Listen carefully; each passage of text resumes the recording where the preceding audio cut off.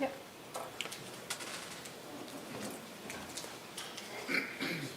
Okay, thank you and welcome to the Almont Board of Education work session for Tuesday, November 18th, 2025. We will call this meeting to order at 6 p.m. Please rise for the Pledge of Allegiance. Okay. Sorry, everyone. It's normally right over here. Colin? Is Colin there? Let me see. I can grab him. To the flag of the United States of America and To the republic for which it stands, one nation, under God, indivisible, with liberty and justice for all. The flag is MIA. We'll find it. Mr. Burrow, will you do roll call, please? Mr. Terrius? Here. Mr. Eckert? Here. Mr. Burns? Here. Mr. Burrow here. Mr. Wade? Here. Ms. Red? Here. Ms. Smith? Here. We have all set. Thank you, Mr. Burrow. Adoption of the agenda. Any additions, Mrs. Von Heltmeyer? No additions. Any deletions? One deletion under policy number 4, Neola versus Troon. Just waiting for a follow-up communication, so not able to report on that tonight. Okay. So that's one deletion. That was policy number 4. Any amendments? Amendments, if you'll please make sure that you see your orange sheets in front of you to reflect just an update for a resignation and a new hire. So you'll see that on your orange sheets.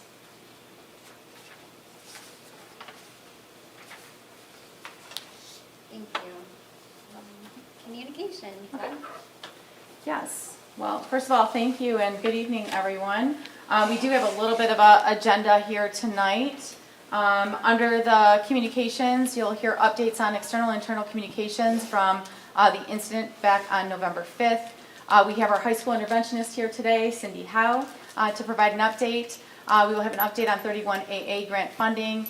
We have community survey results and a committee update. We have to touch on, and this is going to be under policy, I apologize, the sex education is 2418, which is under, curriculum, and I'll provide that update at that time. Master schedules for 2026-27, Board of Ed self-assessment, MASB, and strategic plan update. So we do have a little bit of a list. Not everything is lengthy or an hour long, but some of them are going to require a little bit more information. First, we're going to start with our internal and external communications regarding the November 5th incident. I'm actually going to start with external communications first. I want everyone to know, board and community included, that I did my due diligence to attempt to get a Lapeer County official or authority here tonight. Unfortunately, all the agencies declined the offer to attend tonight's meeting. I was able to connect. At the same time, I was able to connect, and through some communications I've already shared out with the community, I've been able to connect with the Lapeer County Central Dispatch, and that was Jeff Sekowski. He's the executive director. He's been very helpful, and when he met with myself and the other superintendents virtually on November 14th, he was also very helpful. The main message really from Jeff and Almont Police Chief Dan Willis, whom I also met with, that you'll find out in my time stamp I'm going to share with you. The main message that I wanted to at least share with the community, because we can't have anybody physically present here tonight, I took this quote away, that at no time during the homicide incident were the Almont schools in danger, because it was moving away from them and it was over in a very short period of time. We've instituted an alert system for all SROs countywide. When the SROs receive an alert, they can then communicate with the superintendents to make informed decisions. So I wanted to share that communication in regards to the external communications, or at least partly, and then I'll move into my internal communications. I just also want to highlight the whole intent of that virtual meeting with the executive director of Lapeer County Dispatch, the emergency management coordinator, and the Almont Police Chief. The main motive or intent of that meeting was solely to improve or enhance our communications between the local authorities and the schools. So I'll have some more specific information to share through my internal.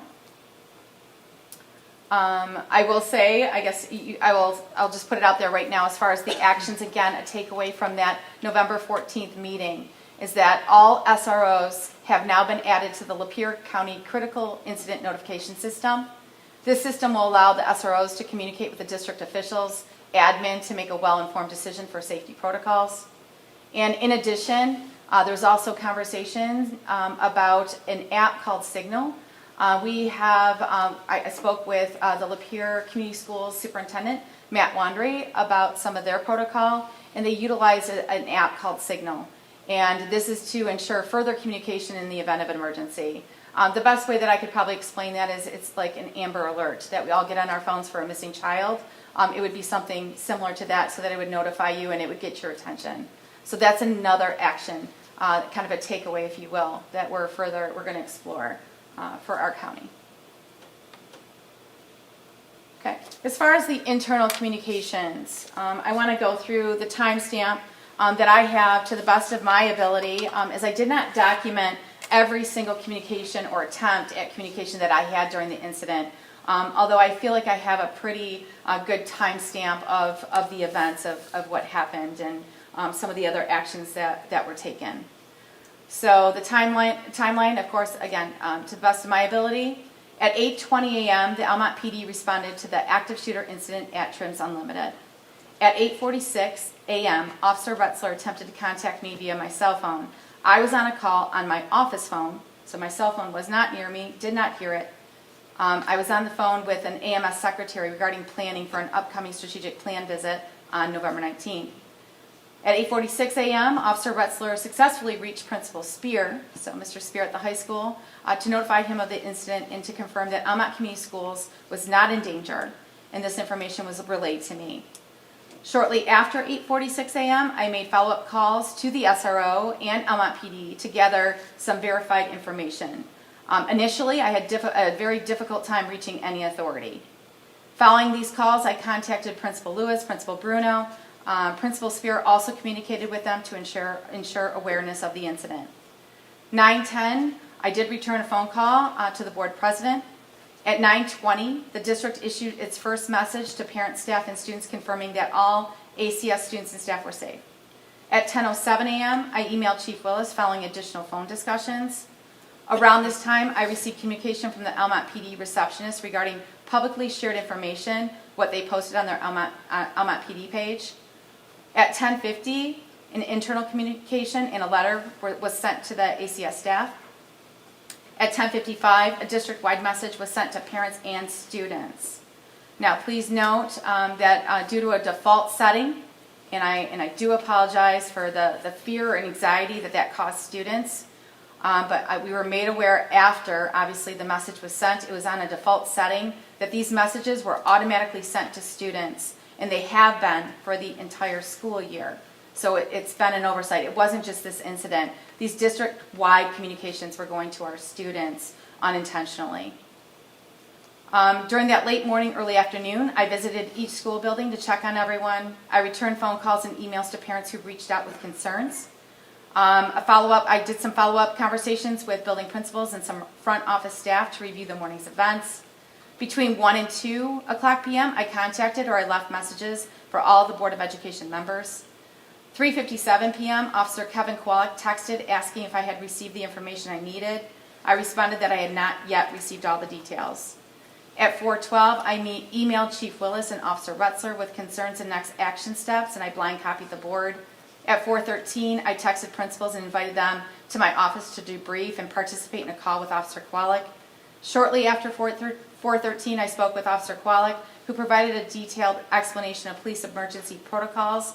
I requested that he share this information with the ACS staff the following day. At 8:09 p.m., I emailed the staff to communicate Officer Kowalik's presentation schedule for November 6th. On November 6th, staff were invited to attend Officer Kowalik's presentation. Our SRO was also present for all 3 meetings at the buildings. On November 6th at 9:30, I had a follow-up conversation with Almont PD Chief Willis. On November 6th at 4:16 p.m., I received an email from the village manager, Dale Kirbyson, and I requested an in-person meeting with him on November 10th at 9:30. On November 10th, 9:30 a.m., I met with the village manager, Dale Kirbyson.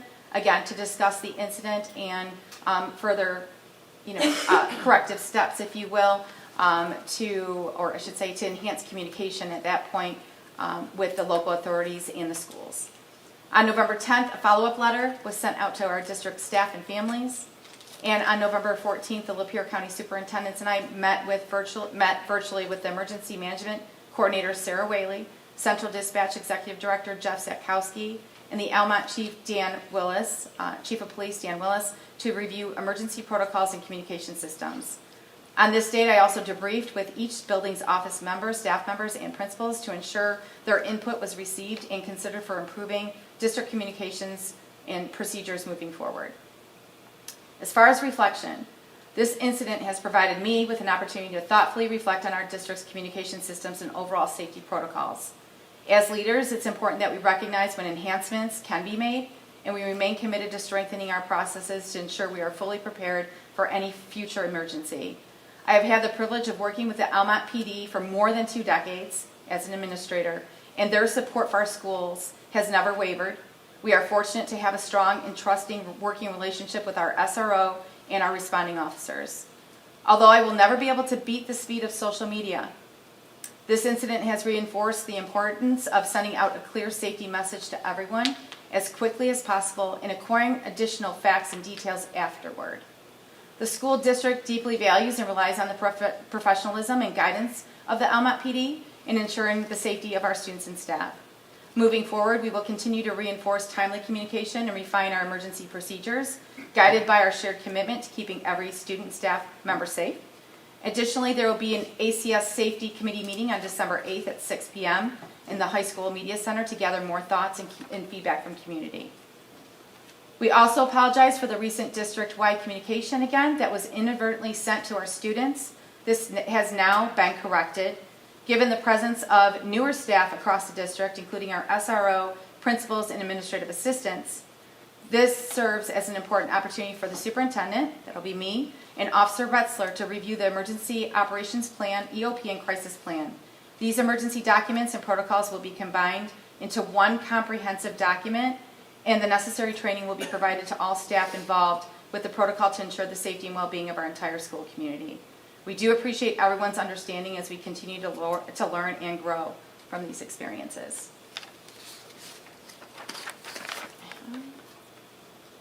Questions from the Board of Ed? Mrs. Smith? Mr. Burrow.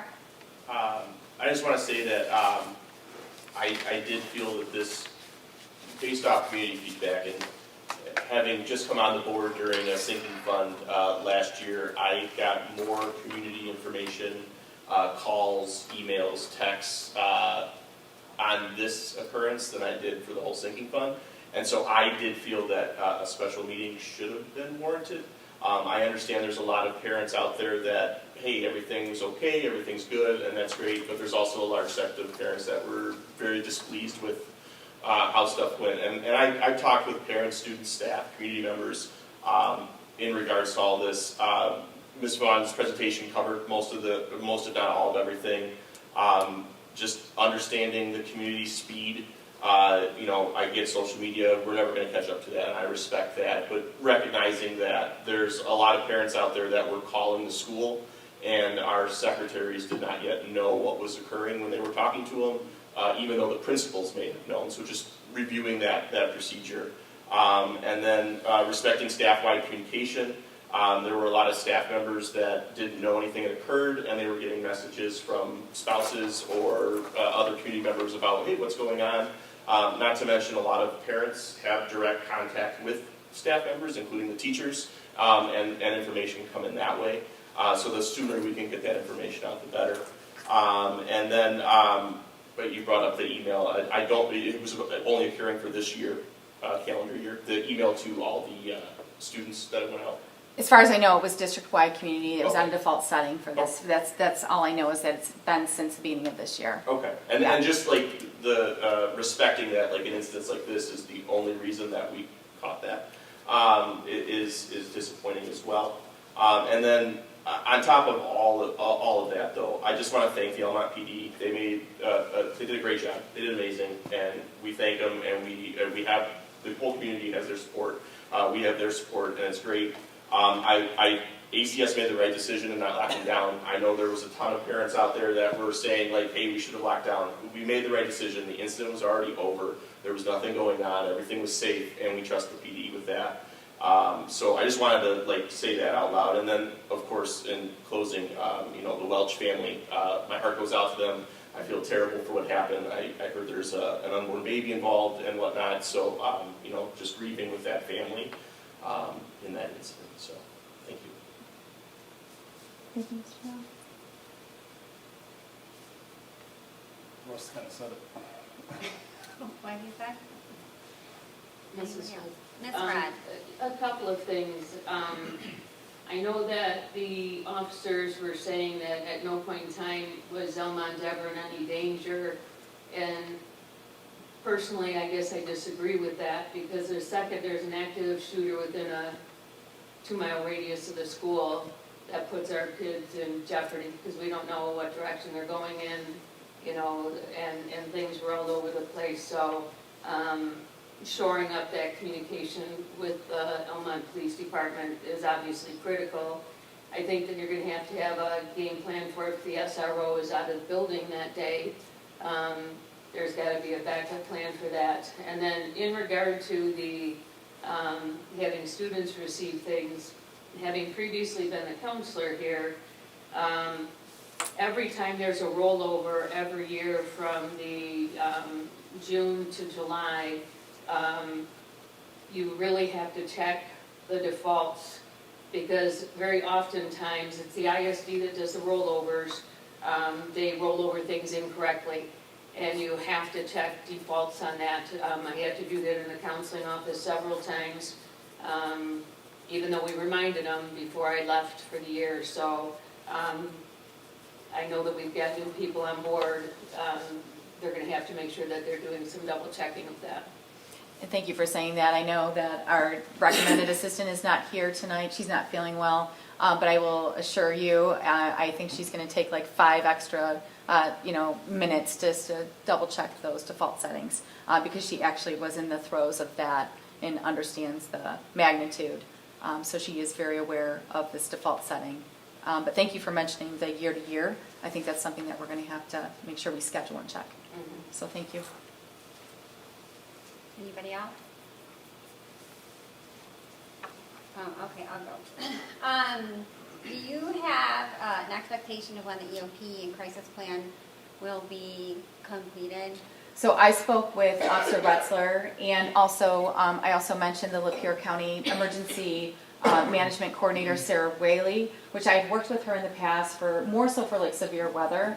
But I would like to invite her in, because what we'd like to do, and I brought them just to show you that we have a crisis plan that is, it is like 100 pages. I believe the emergency operation plans is over like 100 pages to combine these two documents, because there's a lot of crossover in these documents. So as far as the timeline, I met with Officer Retzler. We'd like to, obviously, in him being newer, I would like for us to digest the documents over the next few weeks and invite Sarah Whaley in so that we can talk about any kind of crossover or any questions that would come up with an incident that would require this level of attention. So we're looking to do the crossover. The documents do exist, but we'd like to get one comprehensive document and make sure that not only our principals or superintendent, principals, and SRO, but also our front line, and I'm looking out and I'm seeing faces right now, our secretaries, our administrative assistants are also aware and have the training or review that they need, because we have a newer staff. So as far as the timeline, I would like to do this, do a comprehensive review as soon as we can, like after the first of the year, to set that timeline. Because you're combining 2 large documents, so I want there to be, a significant review. Well, the EOP is a legal one. So would Yep, you this be one's- more this so one. putting the crisis plan? Yes, that's correct. We're going to embed the crisis plan into the EOP. Okay. Yeah. Is there a way to give a shorter timeline? I can try with just the holiday break coming up. It's just going to be tough on schedule, but I want to make sure that we're taking the time to review these documents and invite the emergency management coordinator in to review. So all all the checks are there. So, And then, so any new staff that come in, do they, what's that, I think Adam might have. the new staff, I'm glad that you asked. So this is what, when I first came in as superintendent, just in full transparency, and I know things were just changing at that time. I mean, even our Blue Point system is new, but as I came in as superintendent my first year, this was a priority because when I looked at, and just they got outdated. I think they used to be red in the classrooms, but I'm seeing some nods. They used to be red, and I'm seeing some teachers out here. So one of the first things I wanted to do is to make sure that the safety protocol, the drills, the verbiage that we use, Alice lockdown, that the verbiage reflects in the new, for the teachers, the application for the drills, for the, whether it's the lockdowns or if it's a fire evacuation, if it's a bomb threat. This is an easy guide for our teachers to utilize, or our staff, office staff to utilize, so they have the protocol. So this was actually the first priority, is to make sure that the teachers had the appropriate verbiage and drills, the steps, if you will, to address the crisis or the emergency. So this was the first attempt, and this is the hill I'll die on, because I wanted the teachers to make sure that they had this resource. So to your point, when we're having new teachers, this is one of their guides, so they know what they're doing. And then, of course, on top of like Blue Point and Alice training. So do our office staff, our business office, everybody gets trained on that? On this here, everyone gets a copy of They all this. get a copy of it? Yes, everyone gets a copy of these. Okay, Yep. And if they don't, they're seeking one. okay. And then, within that document, based on the incident that happened, did we follow did we do the steps? Well, we didn't go into lockdown or secure mode. We didn't even use it, okay. No, I didn't know it's if there was really, any communication no, good point. or anything. No, but some of that is outlined, like through some of the, for our emergency from the operations EOP, plan. right. Yep, so, and then there's like, where you should be rolling out that communication to some of the things that were said tonight. So I think we have to shore up that communication, that protocol. One example, I think, that I responded to Mr. Burrows, in his email, just one example, that was helpful, and that was after I received some feedback from the office staff. It would have been helpful just because, again, it was like drinking out of a, fire hose for them too. Communications coming in through the phone, through email, and it would have been nice just to have probably had something scripted in front of them so they were bringing out or saying the same, message or communication. So that was just one example that I provided, is to script something in writing, email, get it in front of all the frontline, the secretaries or administrative assistants, the principals, so that we're all given the same message and making sure that gets out to our staff as well. And on top of that, making sure that there's an announcement that goes out to staff, because I think it was Mr. Burrow's point, people were finding out at different times. It's very simple to get on the PA. We all have PAs to say, please, teachers, staff, check your emails for an important communication, and they can jump on. So it's a little bit more consistent in finding out that information. The other comments I want to make would just be off of what Mr. Burrow said. I think internally we have a lot of work to do with those communications. So I had staff reach out to me as well, stating they didn't know anything until lunch, when they walked in the lunchroom. Yeah. And I apologize for anybody that happened to, because I can't imagine how that would feel. Like, I feel bad if you were somebody who had no idea what was going on, and I had to hear it from all your other co-workers and stuff. So we are obviously aware of it, and we're going to address it and make changes so that it will be better if there ever is another incident in our district again. I as well want to thank the Almont PD, and I especially want to thank Officer Retzler. I know he always has our district top of mind all the time, so I also want to thank them. Any other comments from the board? Mrs. Smith, Yes, Mr. Wright. while you're working on that, I think the first thing that we need to work on is to update the staff in there.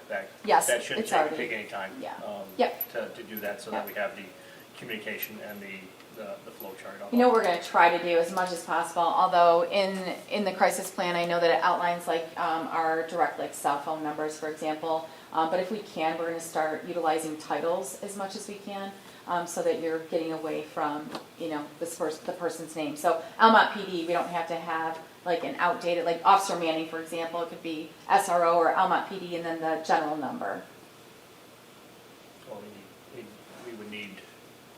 the specific, if we have an SRO, that call's gotta go to him. Almont PD is what I meant, sorry, the Almont PD office number, it doesn't have to be anybody's name tied to the Almont PD. It can just be Almont PD, right? It doesn't have to be, if it's not somebody's cell number, then it can be just the general title and the entity. Anybody else? Mr. Eckert? Mrs. Smith, one more question. How often do these people get trained on those documents? The EOP, the emergency, and the, So it was revised in 2021, so as far as like updated training, it's more through like our security, ALIS, lockdowns, that type of training, and making sure all the teachers are aware of this document. So as far as like the training for like crisis plan or EOP, to me, this is gonna be where we're gonna make sure that anybody involved with any of that handling, especially the front line, that they have the documents and the training to go with it. so that's kind of the translation of the EOP to practical. This, here, I mean, yes, for your more high leverage types of safety protocols. And that was my first priority when I jumped on as superintendent. I wanted to make sure that, like, for example, the ALIS lockdown, like ALIS is, in our previous document, it was verbiage that was not used. So now it's embedded. Okay, thank you. Yep, you're welcome. I have a question, a follow-up to that, Mr. Eckert. I'm sorry, were you done? Yeah, I'm all set. Okay. So in the EOP though, it's like 104 pages, and I did read through it a couple years ago when we went through it. There's specific jobs and duties for a lot of our administrators. So none of our new administrators are aware of those roles. Would that be accurate? Yeah, like specific roles? Mhm. Yeah, I would say that would be accurate. Okay. Other than they know to report, but as far as a chain of command, if you will, like I mentioned, like a PA system and a script, and I feel like that all has to be in front of our new staff. Okay. Any other Mrs. questions from the board? One more thing. Yes. So it seems to me that when teachers come in at the beginning of the year for professional development, there really should be some PD for the secretaries, so that we're making sure that in each of the buildings, things are being handled the same way, and just go through a refresher on what their procedures are. If a parent calls in and says something's going on in the area, how are they expected to handle it? I think that's, shouldn't take too long, but I think that it's really important for it to be done. Anybody else? I'm sorry, one more. To Mrs. Smith's point, do you have two versions of that then? One for administration, one for teachers, or how does that work? This is the one that teachers get, so to your point, yes, this is more of a summary of the high leverage safety protocols for teachers. The crisis or the EOP is a little bit more detailed. So like if there's an incident, like if an incident happens, like who's the go-to, who's the incident commander for the incident, it's spelled out in the EOP. Adam, the EOP has listed out everybody who has to be having NIMS training, who's on scene, who's not on scene, where the pickup would be if you had to remove, students from this location to another location. There's maps, there's drawings. It's very, very detailed. It's a wonderful document. It's done very well. It's very, very informative. Yeah, I was just curious how many times does the administration liaise on the EOP and read through it and understand their roles? If I'm understanding that red document you have is kind of the translation of the EOP. Yeah, this was the priority when I first jumped on, this was a priority. However, obviously in the light of the incident and breaking it down and how we have to enhance communication, debriefing with both principals, debriefing with the office staff, this EOP is going to be the one that we're going to want to make sure everybody's aware and make sure they have the training or, making sure that they have the awareness to follow that. And I think we're just at a time where we have to revisit that. But I do want to obviously involve our newer SRO to make sure that he's aware. Okay. All right, thank you. Thank And you. the EOP is a legal document. We have to have that one. Yes. Mrs. Smith, one more question. So Yeah. then how often do we as a board have to lay hands on the changes in an EOP? When does that typically happen? So, go ahead. I'm just gonna say, Ms. Fred, actually it came up in our superintendent's meeting, to be honest with you. Dr. Kelmer, mentioned that, I think he mentioned he was going to check to see if it's I think it was biannual at one point. I don't know if that's still, I guess, the law per se, but, right now, for us, we're gonna be updating that and bringing it to the board. I wouldn't be opposed to putting in our board operating procedures to have a yearly run through with our eyes. To me, it's an important, valuable document. So we can talk about that in policy and see if we want to look at adding that. If you're reading it every year or you read it once and just look at the highlights and the updates every year, I don't think it would be hard to do that. So that would be my recommendation or thought. But we can talk about that at policy. Okay. Thank you. Any other questions from the board? I just have a comment, Ms. Smith. It's supposed to be done every 2 years Every per 2 law, years? but there is legislation that is moving through to where it could be done, looked at every 3 currently, but that's still being worked on. But to your point, in terms of our board operating procedures, this would be something that maybe we can go through and tackle as a board of whole. If we each pick a year, go through like January, February, March, April, put the highlights of the things that go through. We have a start of that, but these are things that we can go through and say, okay, these are the things we need. In this month, we generally go through. So as we go through and we have turnover and such, we have a document for the board members come in saying, okay, in May we do athletic pricing, we do start the budget and all, or finalize the budget. It gives a broader scope to that. Yeah, and I think we're getting that way. I think if we can organize it a little bit with the calendar, it would be very, very simple for us to follow. And Mrs. Smith, I just wanted to extend, again, any apology out to the community for creating if there was any kind of fear or anxiety. There was a lot happening during that short period of time. Again, I did my due diligence to work on both external and internal communications and improvements moving forward. And safety has always been number one, and it will continue to be across this district. So I hope that I hope everybody can understand that we only want a safety learning environment for everybody, students and staff alike. And we're going to continue to work with Almont PD to enhance these communications and improve. So again, I'm sorry that I couldn't have anybody here from Lapeer County, but I can't speak for those officials. I can only speak for the district.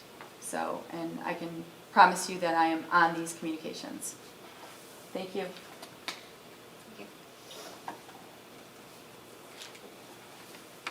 Moving on to Mrs. Howell, if I can call you up, I can, you're presenting, right? So I'm going to get off. And take that dreadful photo down. Oh, that was a cute one. All right. Well, so I was telling my colleagues today that I was going to try to present my job in less than 10 minutes. Some of them are here that I didn't talk to today, but they kind of laughed, like, how are you going to describe what you do all day in less than 10 minutes? So I'm going to do my best to do that for you. I'm Cindy Howe, for those of you that don't know me. I am, it's working maybe. Aren't they cute? Okay, go back to the front. So I'm Cindy Howe, I'm the high school interventionist. This is my 27th year in education, and I can say without a doubt, I was a teacher, a principal. This is by far the best job I've ever had. It is a phenomenal job. It comes with lots of hats, which I love. It keeps me busy. So here is a list of all the things that I do, or the major things that I do. School-wide, monitor, I-team coordinator, truancy coordinator, ELL coordinator, 504, youth student program and administrative support. So every week I monitor all of our students at the high school. I check their grades, their attendance, and their behavior. I look for trends. I look for who is slipping. I look for trends like, okay, maybe what's going on in Mrs. So-and-so's class. It looks like a lot of kids didn't do well on that test. So I talked with Mrs. So-and-so, and she's like, yeah, there was quite a few kids that were absent. And then we looked for pathways for those kids to be successful. That's what I do almost every day, all day, is look at where there are struggles and where we can find pathways for success. So I have right now, I track every contact that I have with kids. So anytime a kid is in my office, anytime I go out into classrooms, I track who I see and why I see them. So from August to November, I've had 52. These are just kids that are not on my caseload that I go out and say, what's going on in Mrs. So-and-so's class? Where have you been? Why have you been absent? What's going on? I see that there's 3 disciplines right in a row. What's happening at home or what's happening in that classroom? This is a big chunk of my day. I run the intervention team. So these are students that have shown consistent struggle. Whether it's test scores, attendance, behavior, grades. Sometimes I have parents or teachers that call me to say, hey, I'm concerned about this kid. Then we put them on I-team, and we do a deep dive into what are some of the issues that are going on in their lives, in their classes, and we come up with strategies and interventions that they can use in the classroom to help them be more successful. I have 22 kids that I meet with bi-weekly. Those are 8th through 11th graders. And right now, I have consistently, I would like it to be less, but I have 18 seniors in addition to the 22 that I'm like, we got to get to graduation, guys. Just suck it up and get to graduation. So I'm meeting with those seniors bi-weekly. A couple of the seniors, I feel like it's daily, but we're going to make it to graduation. Last year, because this was not a full-time position within the high school, there were 9 on I-team. Right now, we have 40 consistently that I see twice a week. So that is, you can see there, the math. That's a lot of interaction that I have with our struggling students. The other hat that I wear is I do truancy. So I monitor everybody's attendance, and I see where we are having patterns of kids being absent. I make phone calls, or I reach out to the teachers, say, hey, Johnny's hasn't been in first hour. What, have you talked to the mom? What's going on there? And our teachers are great. They usually have called home, and if they haven't, I will. So we team together and we make sure that happens. We reach out to students. I've sent 33 letters home, talking to parents about here's their grades, this is how their attendance impacts their grades in a negative way. And it's a good way for the parents to also use that, right? Like, we've all had teenage kids. Like, look I just got this letter from, you have got to get up and get to class. And I've had parents thank me for sending the letter because it was something that they could, sort of say, hey, get up and get your butt to class. The school's giving me a letter. I am also the English language learner coordinator. Stephanie Howie and I have taken on this job together. She is the success coordinator at the elementary. There's a lot of new laws that have come down the pipe to Michigan, where there's so many things that school districts in Michigan need to do if they have students that have another language primarily spoken at home. And so I have been at Macomb ISD 6 times now, going over all of those laws and bringing those laws back to Almont and talking to our principals and Kim and all of us that are stakeholders in those kids' lives, what we need to do for them. A lot of it is direct and indirect instruction time and the programs that we need to have here at Almont to make sure that we are giving those kids an opportunity to speak better English, but also following those laws. I am the 504 coordinator. Just for people who don't know, it's a plan that if you are a student who has a disability, whether it's ADD, ADHD, depression, the list goes on, we have a meeting and we talk about pathways for that student to be successful and to be able to access the general curriculum at the same, with having the same opportunities as their peers. I have 37, just had one last week, making it 37. And they're my kids too. I check in with them. I make sure that the accommodations that we set in that meeting, that they're working for the kid. I am a resource for their parents. If their parents are concerned, they call me too. I'll send this out to you guys, and there's links in here about what a 504 is and all of that. And then I'm administrative support. So if an administrator's out of the building, I can step in, and all the other ways that administrators need support. I've helped with behavior plans. We had 2 crises today that Ms. Norad and I took care of. We supported the students. So every day is something new and exciting, but that's the bulk of what I do. I also took on new students. Like I just printed out, don't tell them what's recorded. If you guys know new students, don't tell them the surprise is coming. But I'm baking cookies, and we have like a little thing that says, we are thankful you chose Almont, and then so we're going to give that to them for Thanksgiving. But they're my kids too. We had a new student luncheon, and those are some of the sweet angels there. And it's good to see that students coming into Almont that are new students, that they are accepted and that they're finding their little groups, and they're happy here. So that's kudos to everybody here. So that's it. Thank you, Mrs. You're Howell. welcome. Absolutely. Can we take any questions from the board I this time? will. I can. Yep. I do. Question. Do you think there's a big increase to the I team?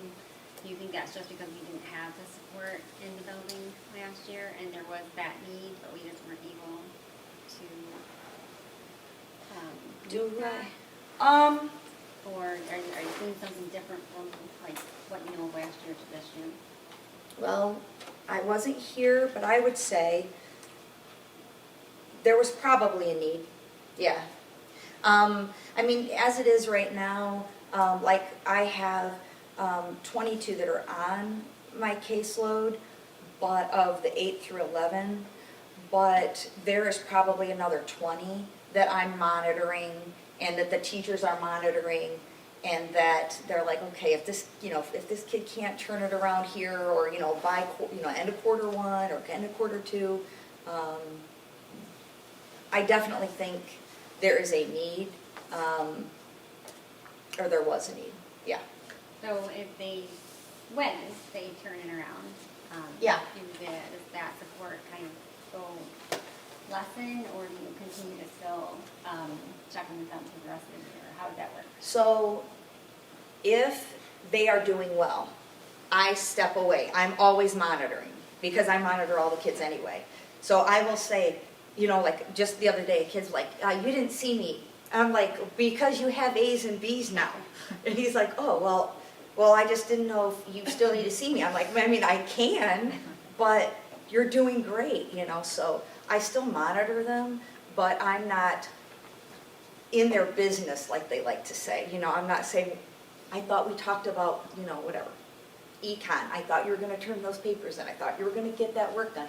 Well, I did. Where is it? Because I just talked to Mr. Fitton. It's not in. So that kind of thing. Yeah. Any other questions? Mrs. Howell, thank you so much. You're welcome. I can just, I know we've had brief conversations and I've extended many compliments to you, both from staff, principals, teachers, students. Very impressed with the work that you're doing for the high school. So thank you and keep up the amazing work. Well, thank you Thank to you. all of you Thank for you. for hiring me. Appreciate it. It's been wonderful. Thank you. Thank you.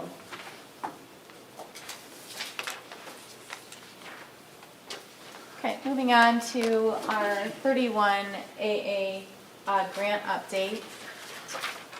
Just wanted to inform the board that I signed a letter encouraged by Rick Rio, he's the superintendent of Bloomingdale Public Schools, along with many Michigan superintendents, addressing the letter to Governor Gretchen Whitmer and members of the Michigan legislature regarding Section 31AA, school safety and mental health funding.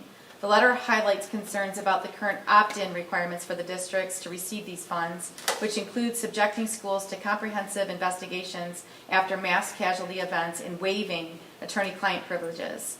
While we fully support accountability and thorough investigations, requiring districts to permanently give up legal protections is unprecedented, unnecessary, and could undermine responsible decision-making. The letter also emphasizes that in equity this requirement creates, districts that opt out to preserve legal rights may leave many students without access to vital mental health and safety resources, while only a smaller group of districts benefit disproportionately. The superintendents are calling on the legislature to amend Section 31AA to remove the privilege waiver requirement, ensuring all districts can maintain legal protections while providing safety and mental health supports equitably. This approach would preserve accountability, restore fairness in funding distribution, and allow our districts to protect both students and their legal responsibilities. If any changes or amendments are made to 31AA, I will continue to form the Board of Education. Any questions? Ms. Smith, Mr. Burrow. do we know the exact impact of 31AA for next year? Because I'm understanding that we're covered for this year, correct? Yeah, yes, so this is for fiscal year 26, and I'm understanding it's about 200,000, correct? Yeah. And just on that note, Mr. Burrow, when I went to a regional superintendent's meeting, it was very concerning to hear, or alarming to hear, like I know our larger school districts like a Utica or Troy, they could be losing millions. Right. Yeah, so this is not going over well. And so I will continue to keep the board updated if there's more to report. Okay. Mrs. Smith? Yeah. Mr. Wade. There has been a legal lawsuit filed Yep. on the behalf, so that will be working through ways through courts.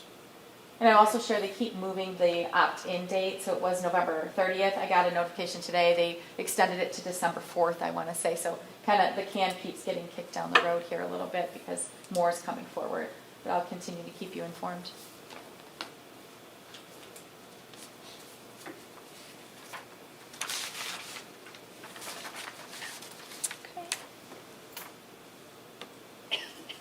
Okay, moving on to master schedules for 26-27.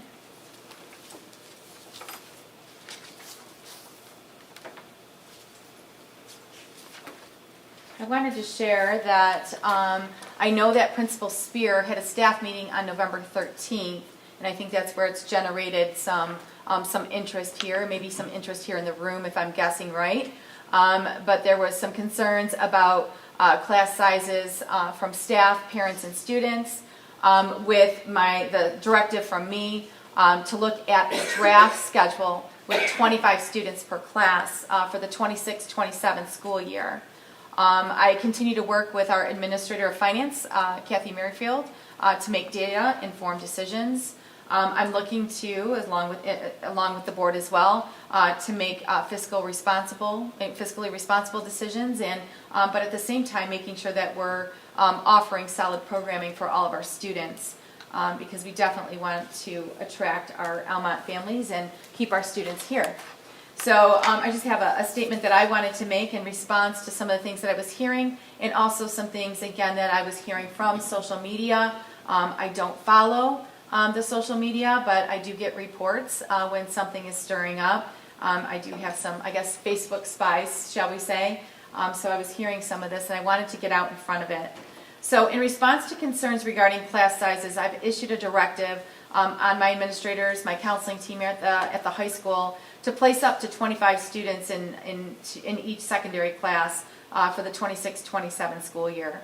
While the Board of Education, it's public, everyone knows, has expressed an expectation of at least 20 students per class this year, the current reality shows an average of about 24 students per class. And again, after analyzing some data with Mrs. Merrifield for semester 1, it's about 24 students. It was like 23.5 students, so 24. And this is excluding AP courses, special education and remedial courses. Those typically tend to be a little bit lower. Our teacher's contract does allow each teacher to instruct up to 150 students in a 6-period day. That's just contractual, that's factual, providing the flexibility to maintain instructional quality. Additionally, with declining student enrollment right now, which is a trend not just in Almont, but it's a trend across many Michigan public schools, it's essential to make fiscally responsible decisions while ensuring the sustainability. So placing 25 students per class aligns with the operational, contractual, and financial considerations. So again, just to kind of highlight that, the average high school class currently right now is 24 students, excluding AP, special education, and remedial courses. Of course, we'd like to still keep those courses in place. And on that note, I would also want to share that because of that meeting that took place on November 13th, I did do a follow-up communication to the staff yesterday to let them know that I understand that there's a concern about the 25 expectation students in per class, but I also made it known that this Board of Education, this superintendent, is very interested in securing these higher achieving classes, courses, so that we can keep the interests of the students here with Almont schools. So that I did put that out there. At the same time, we also know that we have to be fiscally responsible to offer a course, for example, with 3, 4, 5 students in an AP course may not be the direction. We may have to look at a dual enrollment, a dual enrollment opportunity or a Michigan virtual opportunity for students. So with that said, also that again, teacher contracts allow instruction of up to 150 students in a 6-period day. Supporting that manageable class load. The 25 stays within the contractual limits. The declining student enrollment requires fiscally responsible staffing, teacher-student ratios, and resource decisions. And specialized courses continue to maintain smaller class sizes to meet the students' needs. As I just mentioned, AP, special education classes, some electives even potentially. Would be one of those exceptions as we move forward with a master schedule or draft master schedule for 26-27. And again, to continue to make data-driven recommendations, as I stated. So, at this time, are there any questions? Mrs. Smith? Ms. Fred? I'm just curious, I mean, as a board, last year, we gave you a directive that we needed 20 and came nowhere close to that. And I don't think that anybody on the board has had any conversations regarding 25 that I recall. I mean, I know I missed a couple of meetings. It wasn't, Mrs. Fred, it was not your directive. It was my directive to my principals and my counseling staff to do a 25 students in a course. It was my directive to No, them. I understand it's your Okay. directive, but I think that that's something that you need to talk to the board about before a directive is given to the administrators, I would think. Maybe I'm incorrect on that. Right. From the conversation in the public, and the public was made aware, Ms. Fred, that came from you. So The number 20 came. the number 20 came from you. And as far as when you say it's a directive by the board, I would encourage, I'd like to see where that is stated to me as a directive. I assume through our minutes then that would be stated and I can't find it. Do you guys recall giving a directive to Ms. Vaughn of having 20 students in a class A resolution? last year? We've discussed it multiple times in our work sessions. Yeah, discussion, but not a resolution, not a directive in this form of a resolution. The question I would have to you, and I had already spoken to Mrs. Von Heltmeyer about this, is getting that number. Like, I know that, I think we've been asking since May, maybe even April, you know, what is the number? We heard 20, right? We've heard 20 because it was passed on to Jamie and Sue and I from the board, and now we're passing it on to this board and stuff, but we kind of, not kind of, we really would like to know what that number is. I know when Kathy had presented before, she, you know, said we're not losing money, but I think it would be beneficial to understand a number, to have a number of, you know, students per class. Does anybody else agree with that?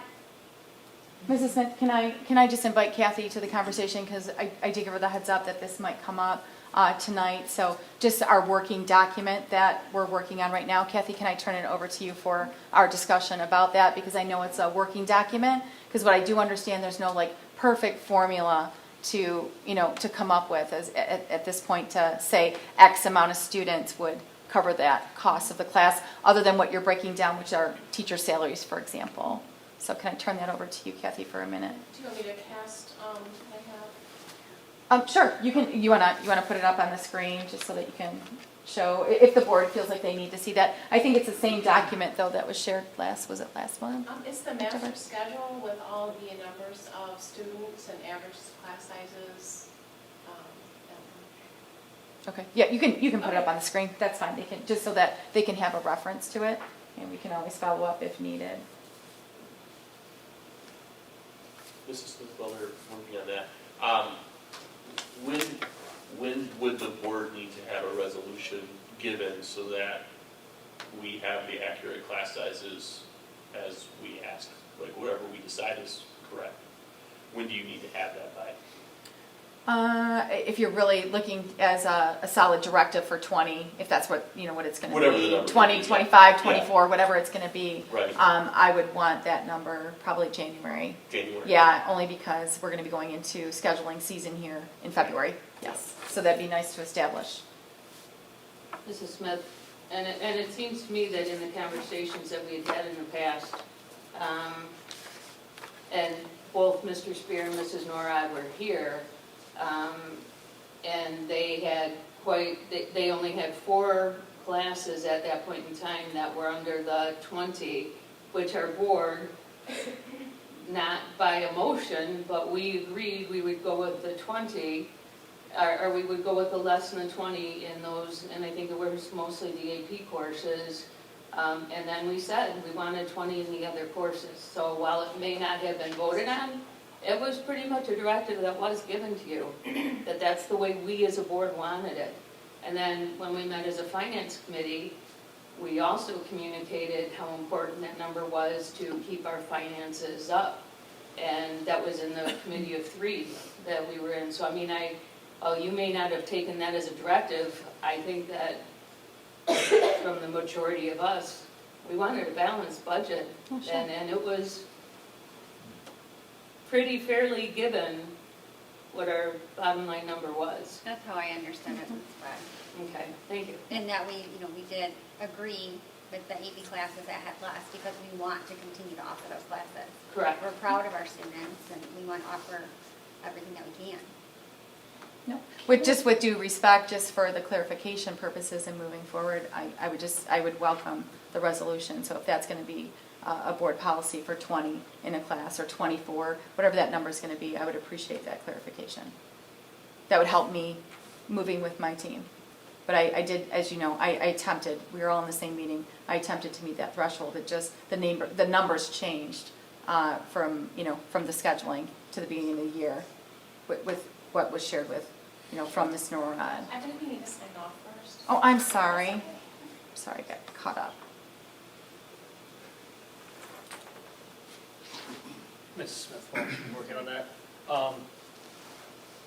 I'm in agreement that we had discussed it, and that's the path we had chosen, but we can't use that number as a reason to not offer the piano class and then have the other classes below that. So we can't have it both ways. It's one of those things, if you look at the contract for the teachers, they can negotiate their maximum, they can negotiate their optimum. I don't see why they couldn't negotiate their minimum number and have them agreed on work with the school district, work with the AEA to say, this is what we're gonna say we agree on, so that we are not given a directive, because we've been going off that number. For me, it's knowing what that number is. Is it a break-even point? Is it the number that education occurs the best at? Those are, I want data behind a number, and even if it's a negotiated number with the AEA, that might be a consideration, so that we know come time for the scheduling what that number is. I agree with And that. if we have, a difference, then maybe we have to discuss it and then make a resolution. So, Mrs. Smith, just so that you know, when I was originally at Frankenmuth Schools, that was where the number initially came from, and that was a break even. And then when Mr. Zott was the superintendent here, which was when I first came on, the number was 20. That was, so, I mean, I know that Mr. Bowman is out in the audience, so maybe he can share this at a later point in time, but when it's questions and answers from, but the number had always been 20. And that was the break even, that was for the break even point. Thank you. You're welcome. Okay, so I had consulted with several other business managers. I do belong to a Business Managers Academy, which is a year-long training course with a group of 22 other business managers and a very experienced leader. And I asked them what the formula was for cost per class, or how to find the average, the optimum number of students per class, and they were all perplexed. So I just decided to attempt this on my own with what I know. So I did make kind of an analysis of what we know and what we don't know. So I just wanted to start by taking the master schedule, and so for each teacher, I did calculate out, and for confidentiality reasons, I'm not going to share that right now, but I do have their salaries and how much it costs of their salary per class. But I did go through each class, and I calculated out the general ed average class size for each teacher and each subject. There are 24 gen ed classes. And so, just to keep it kind of simple for tonight, I calculated out that the average class size currently is 23.55. Going back to kind of a sheet of analysis of what we know and what we don't know. So the question is how much does it cost per classroom, and what is that optimal amount of students per class? For me, and my goal with this budget is to build a budget that plans for fiscal resilience. So we did go through this district-wide classroom cost and evaluated out, now that we have a balanced budget, no deficit spending. We calculated out what the expenses are for gen ed per student, and that amount is $10,633. So what we do know is we have the high school master schedule, we have the number of high school students, we know the number of gen ed teachers, we know the average total cost for wages, we know the teacher wage per classroom, per student, and the average number of students per class, which is attached. So I did semester 1 is at 23.55. Semester 2 is 22.85. I just want to add to, Mrs. Nora had also included our dual enrollment numbers, Michigan Virtual and EdTech for us as well. So I kind of calculated our average amount of students, as I mentioned, per attached. The average number of students of those 24 classes for semester 1 is 23.55, and again, semester 2 is 22.85. From our district totals analysis, We know that our general ed cost is $10,633 per pupil. If you times that by the number of high school students at 511, you get $5,433,000, which makes sense. I always do a makes sense check, you know, because it is a third of the state revenue that we receive. Then the total number of gen ed classes is 108. So to derive at something that makes kind of sense, the number, the dollar amount of high school students divided by the number of gen ed classes is 50,313. So I guess for an analysis, from what I can tell, is that, you know, we are operating deficit-free, and at this class size that we have for high school students, I guess in my opinion, it's working. And I would say that, you know, right now this is where we're at with no deficit spending. These are the average class sizes that we are currently running right now. So if anyone has any suggestions or you want me to, you know, run some different numbers, I'm all for it. Just let me know. So this is more like you got the schedule and then figured out the average versus giving, Dina does the scheduling, right, Ms. Murad? Together with the Ms. Murad principal. number, Mhm. And then her, okay, so it's kind of like reverse engineering it in a way. Yeah. Okay. So can you go back to that semester one? Sure. So your averages are over on the right-hand side for each.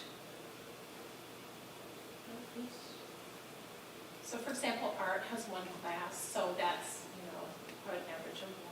But all these other ones, like Mrs. Zaleski, her total number divided by 5. Right, what about Mrs. Wright? 1, 2, 3, 4, 5, also by 5. So that's under the 20. Yes. And so this way you guys could just kind of review and Go up to take- Mr. Fenton if you Sure. would, please.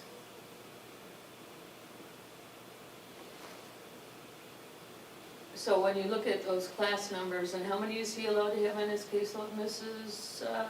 150. Right, and how many then does he have on his caseload? 93? 95. 95. 95? Yep, 95.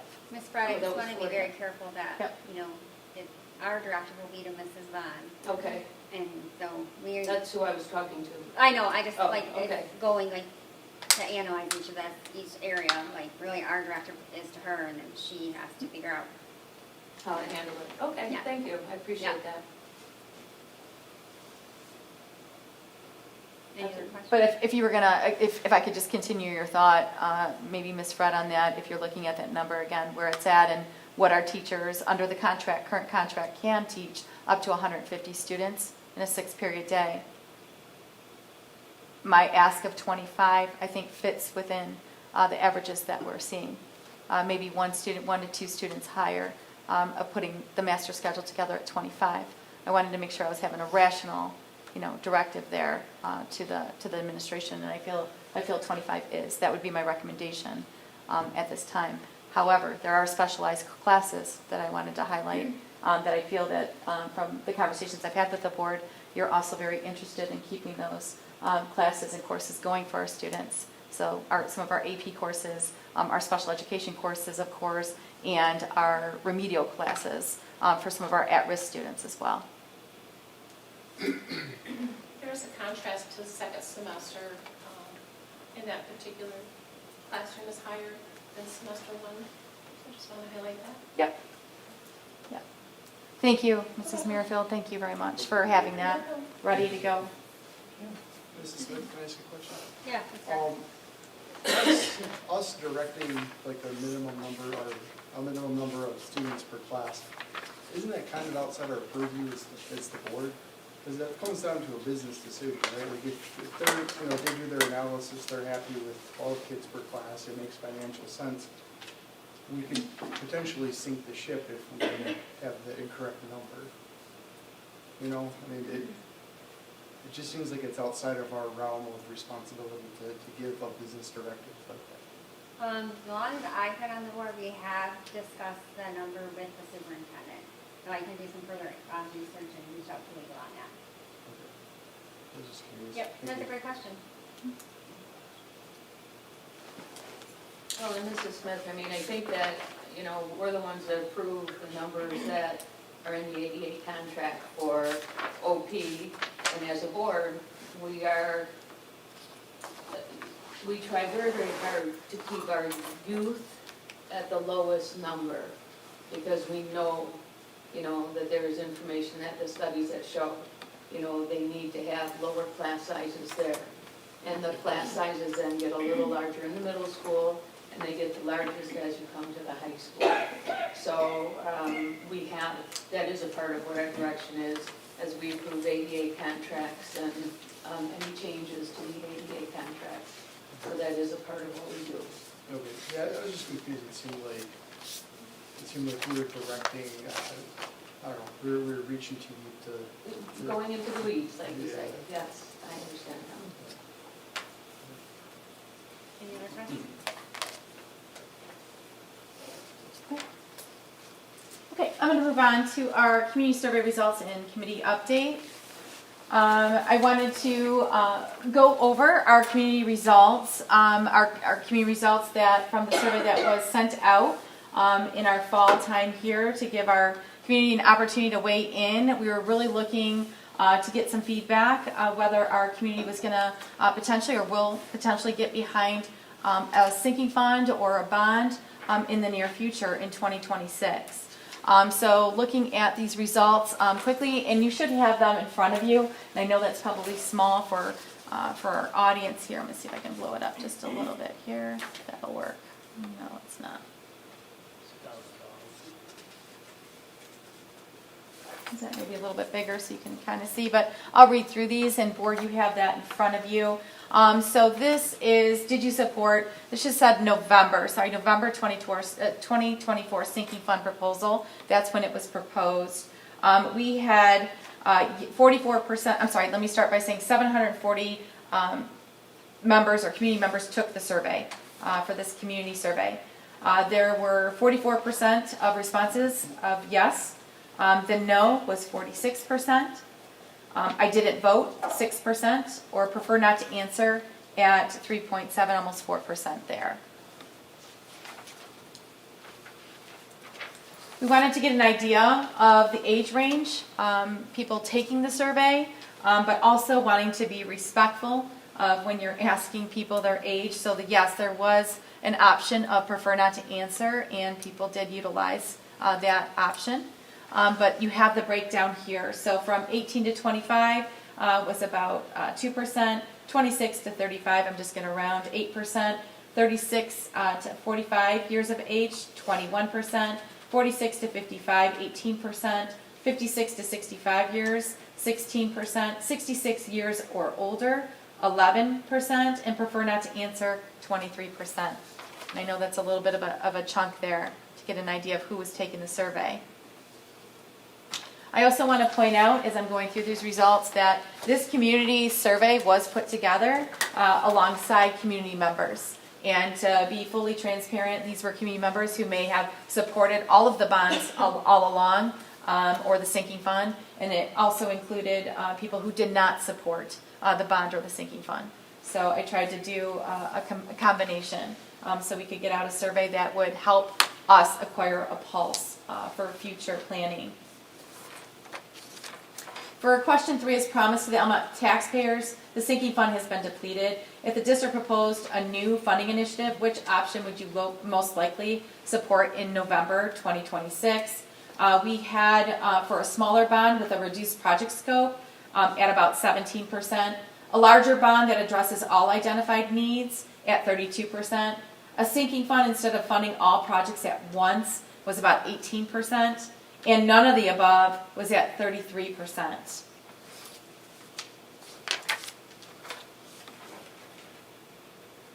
Question 4 If a bond proposal is placed on a future ballot, would you support up to a $15.1 million bond for up to 15 years with a no mill tax increase from the 2026 tax levy? Example bond projects may include replacing select roofing and pavement, upgrading energy and plumbing throughout the district, and updating select flooring, classrooms, restrooms, and athletic fields. Yes, 46%. No, 34%. I need additional information, approximately 20%.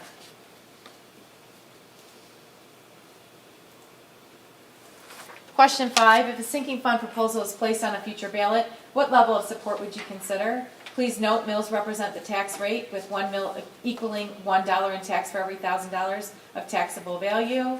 So for 1 mill, we had about 22%, 2 mills, 18%, 3 mills, 19%, none of the above, 42%.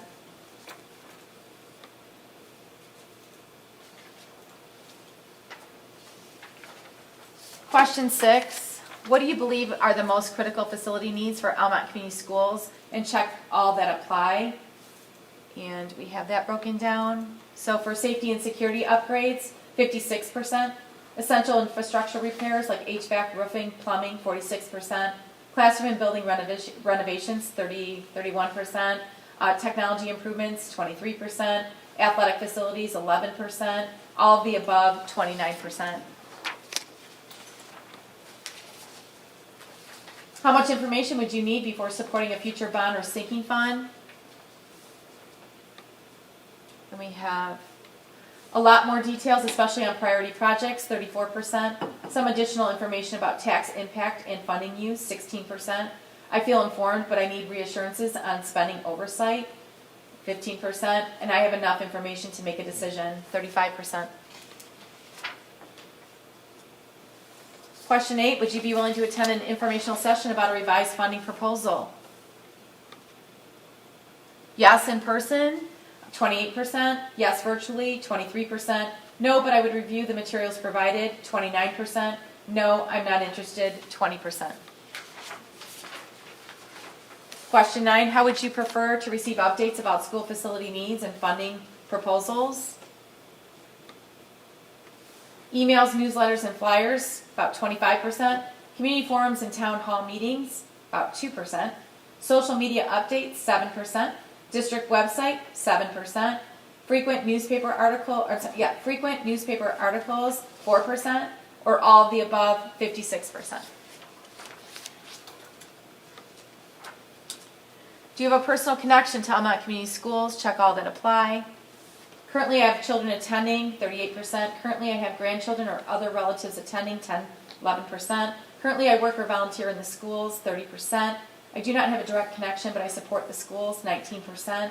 I do not have any connection to the schools, about 9%.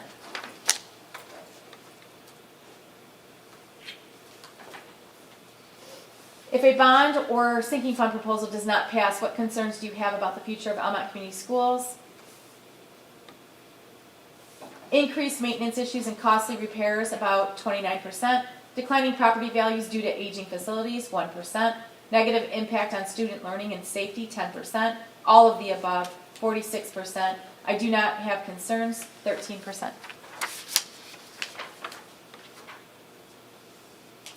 Question 12, last question, involvement builds ownership. Would you be willing to serve on a future bond or sinking fund committee to ensure your voice and suggestions are heard?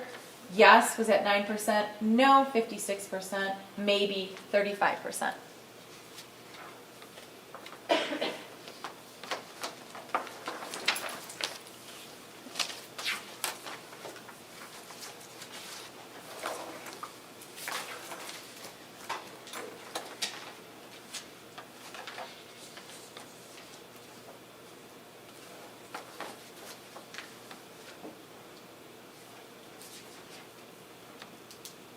Sorry, I think I just clicked on, there we go. Okay, there we go. Just to give you some, again, some additional feedback from having our community committee, our first meeting last night. There were 20 people in attendance last night. The survey results, again, were shared. The intent of the survey was to acquire a pulse for a future bond or sinking fund proposal. Some of the highlights, some of the feedback that I walked away with last night And I also would like to point out that 3 of our board members attended this community committee meeting last night, and I appreciate that. And I'm sure they maybe could contribute to the conversation in just a minute. President Smith attended, thank you. We also had Adam Eckert attend and Mr. Wade as well. So thank you for attending last night. Some of the highlights and feedback that I took away from the community members, they definitely emphasized that any scope of a project needs to be clearly defined before moving forward. So whether that would be a bond or sinking fund, that of course the scope of the project, identifying priority projects is going to be definitely necessary if we're looking to get support. There appeared to me, and from conversations, to be more interest in the sinking fund, and this is per the committee. There was more interest in a sinking fund rather than a school bond amongst the attendees last night. Suggestions were made to increase the number of mailers, as not all community members engage with social media or the local newspaper. Some participants noted the importance of direct outreach to our senior citizen residents, including a consideration for going door to door to ensure they receive information if we do pursue a next sinking fund or a bond. Feedback was highlighted the need for clear guidance on tax implications, maybe including how to calculate potential taxes using a tax calculator, like a tax calculator app or a website to help. Community members also expressed that the Board of Education members, definitely encouraging them to be involved. Loved seeing you out there at the meeting last night, and to be part of this entire outreach process and promoting whatever the district would get behind and want to promote to the community, and to build upon that transparency and trust. And overall, the community encouraged continued communication and transparency as essential steps to building trust, rapport, and just contributing to the positivity that's going on in the district. Next action steps out of this committee meeting: providing information at the next January 13th meeting at 6:30 in the high school media center, outlining the district's priority projects. Presenting tax collection schedules for what a sinking fund would look like, 1 to 3 mills, and showing that financial impact. Exploring additional community outreach methods, including mailers. Could be direct engagement with residents. It could also be the use of social media or local newspapers. Ensuring clarity on project scope and timelines to maintain transparency and community trust for any district projects in the queue right now and in the future. And discussion on our future non-homestead millage. And that is what I have. Questions?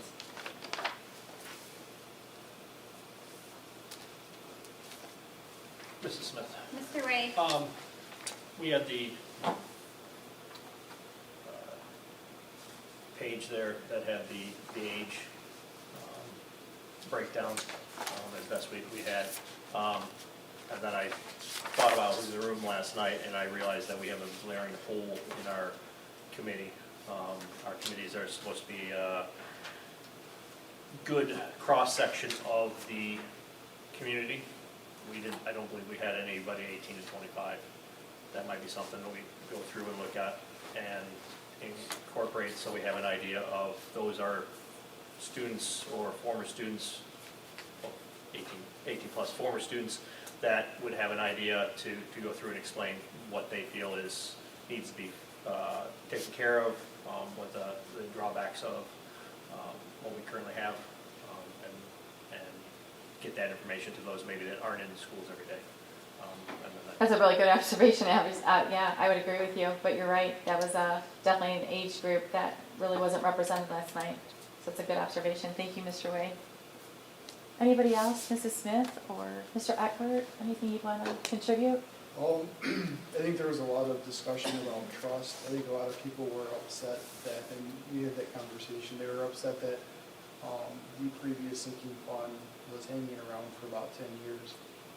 The 2014, I just want to be clear, Yeah, the sorry, 2014 the sinking fund and some of the promises or the perceptions from that didn't come to fruition. Yeah, and in the conversation kind of went towards something 2 to 3 years, like a sinking fund, possibly 2 to 3 years.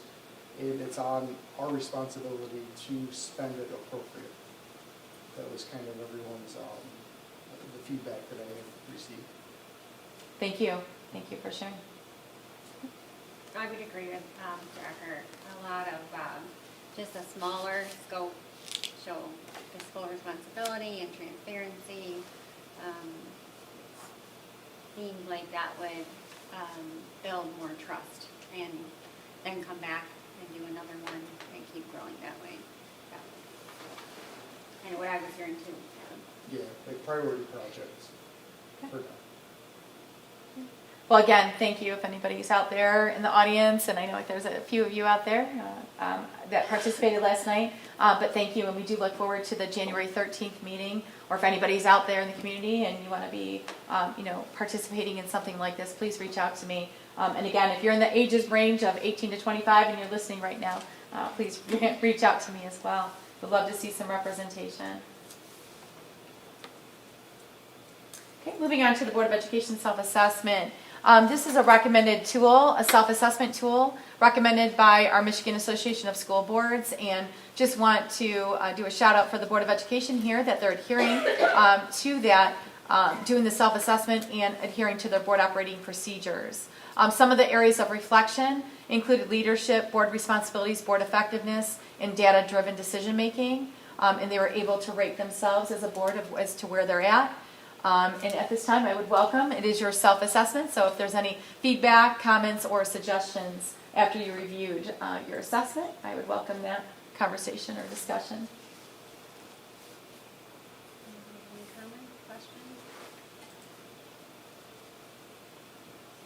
Ms. Smith?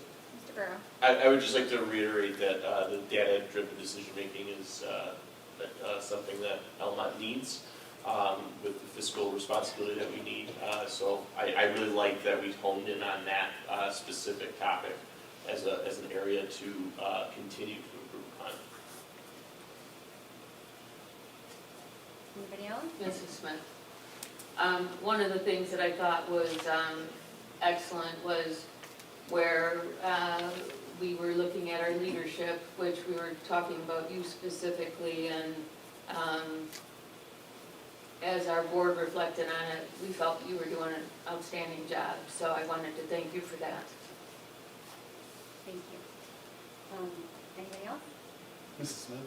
I just, in general, I really like that we took the time to do this and that we continue to learn with every little piece and strive to continue to get better. Mrs. Smith, I just had a comment too, and that's that I think we all have a general level of respect for one another, and that to me is very important for those times that we don't always see eye to eye. We don't always, we can still find a way to come to consensus, and I think that's incredible with this group. I can share that I spoke with Scott Morrell from MASB, and he was very, very happy with the outcome of the self-assessment for the board, and he felt like we are definitely showing that we're putting in the time and the effort and the work, and he felt like our board is functioning very well. So I do want to share that with all of you. So I appreciate you guys taking the time to do it. I think it's a worthwhile document and something that we can reflect on again every couple months. Thank you. And then on that note, actually piggyback on that a little bit, we have our strategic plan workshop is scheduled for Saturday, December 13th from 8 to 5 at the high school in the media center. There will be participation from all of our school stakeholder groups. If anyone is interested out there in joining us to set goals for the next 5 years for the district, again, please contact me. Love to have some participation, even some volunteers to come forward. We'll probably be asking. I know it's on a Saturday. I know it's near the holiday time and people are shopping and really busy and meeting with family. I know there's a lot going on, but it's a very important workshop that will set the stage for the district for the next 5 years. So I'm looking already, obviously soliciting from people from these various stakeholder groups. But please feel free to contact me if you're interested in joining us. We'd love to have you there. Again, Scott Morrell, who Mrs. Smith just referenced, our MASB consultant, will be on site actually tomorrow to speak with our different school stakeholder groups. That includes parents, community. There's an open time. It's called a drop-in, really a drop-in session, actually right here in the middle school media center, right where you're at right now. If you have any time to meet with Scott Morrell, you can highlight the strengths of the district, things that you're very proud of and want to continue seeing. You can also highlight some of the challenges that we have going on at this time so that we can ultimately, that's part of the strategic plan workshop, is to create goals, develop goals that ultimately are going to have us improve. So please feel free to stop by. Again, 4 to 6 here for our parents and community members. If you are a staff member, you might, I think there's one that I see right in front of me, or a couple actually that might be signed up for a session because he is scheduled to meet with both our teachers and our support staff alike throughout the day tomorrow. And he's going to be visiting each building so that there's some input. So, any questions there? I just put this up real quick. I don't know if you already had, but in connection with this, with our strategic plan process, I know survey time, it's been, I guess, a survey kind of a year. We have a lot of surveys going out, but that's probably a very good thing. We want to hear your voice, so if you want to take the survey, that does help us out again to set the stage and goals for the next 5 years. So again, this is all, this QR code is to take the survey that will these survey results will be shared with us on December 13th.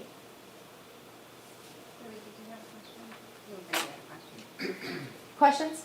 Anybody? What's up? This will bring us to our first questions and comments from the audience. This is for anything pertaining to the agenda. So it will be for any item that is listed on the agenda. We also have a second, questions and comments from the audience in the meeting. You will have 3 minutes. So please stand, recognize yourself by saying your name. And Mr. Burns over there has a timer. So would anybody like to be recognized in the audience at this time?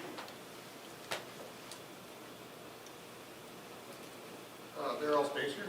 I would like to ask the board basically here, do you guys know why these kids are here tonight? Has anyone here heard why these kids are showing up here tonight? I would just say that I thought it would be in light of the master schedule and making sure that classes are for them, but I don't know if it's about the master schedule. Wanted to make sure, that's why I took some time. Is that correct? That is correct. Just to make sure that there's opportunities for them, especially for whether it's our high achieving students or struggling students, that Almont Community Schools still offers these programs for the students, even if a course is under the 20 or 25, pick your number, the 20-25 threshold. If the board or my recommendation, the superintendent's going to recommend the master schedule is going to go through, even if that number is, let's just say at 10 for the AP courses, will that number, or that course get approved? That's my guess. Yes, and that's what my understanding is as well. They're concerned about their education. A lot of them are in the AP classes, and they're concerned about the class size and their classes being cut. So these kids are taking it upon themselves to be here because they care that much about their education. As parents, we're here probably, and some of the parents may be here, may not be, I'm not sure. They're here to support them as well. And I just want to make that as a note. These kids do care. Not many of the kids probably would be here to support their own education. But these kids are. So I just want to give them recognition for being here. It's one of the things. And thank you. Thank you for being here, and thank you students for being here. So I just want to make sure everybody understands the importance to the actual people affected by this. Thank you for pointing that out. Yeah. Now I did have one, I was only here for that reason, but I did have another concern. One of the concerns was on the event that happened there with that future, right? Something that bothered me about this, because I've been through training through my work and things like that for practice shooters, right? The time is of the essence. So the notification from when the police department or dispatch was notified to the time the school was notified is a concern to me. That should have been instant. To let the school know, hey, there's an active shooter in your area. Now, I'm not saying it's anybody's issue or that, but it's something to consider. Take into consideration the time it took from that notification to the school. Is one of my comments. Because time is of the essence when it comes to that, all the trainings I've had for that. And if I'd like just to reiterate that that was one of the points, and I wanted to make sure I emphasize it, so I probably repeated it a couple times, but it's definitely worth repeating in the sense that there has been action already taken to make sure that there is a step. So our SRO, Officer Retzler, who serves in our school district, has been added to a critical incident management system. An alert notification will go to him in the future, and he can contact either superintendent or a designee ASAP. So to your point, you are definitely heard. Thank you.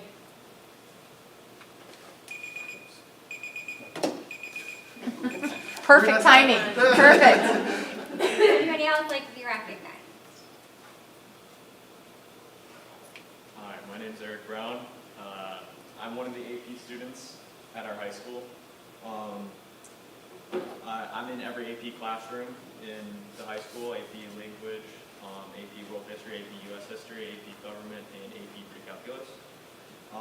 One of the big things we came here for tonight was wondering how future classes will be affected by this 20-student policy.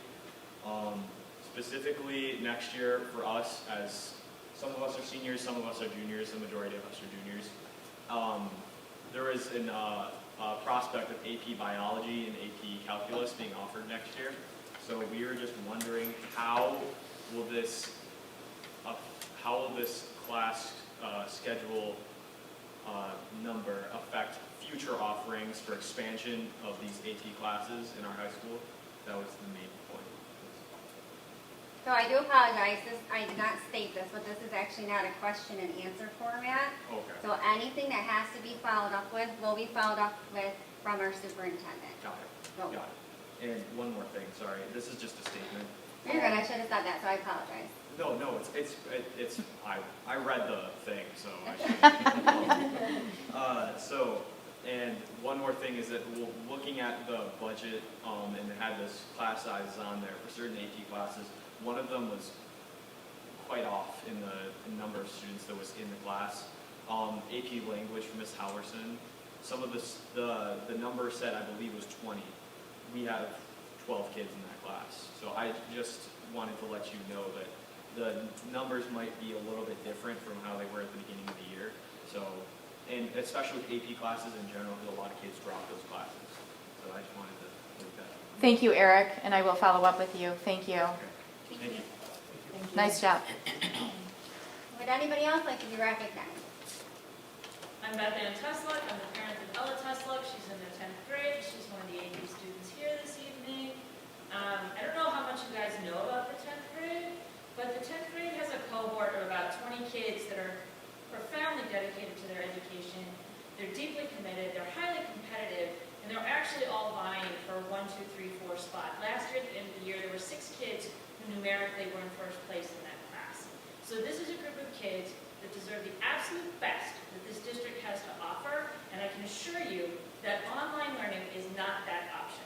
Dual enrollment is not what these kids need to make them college ready.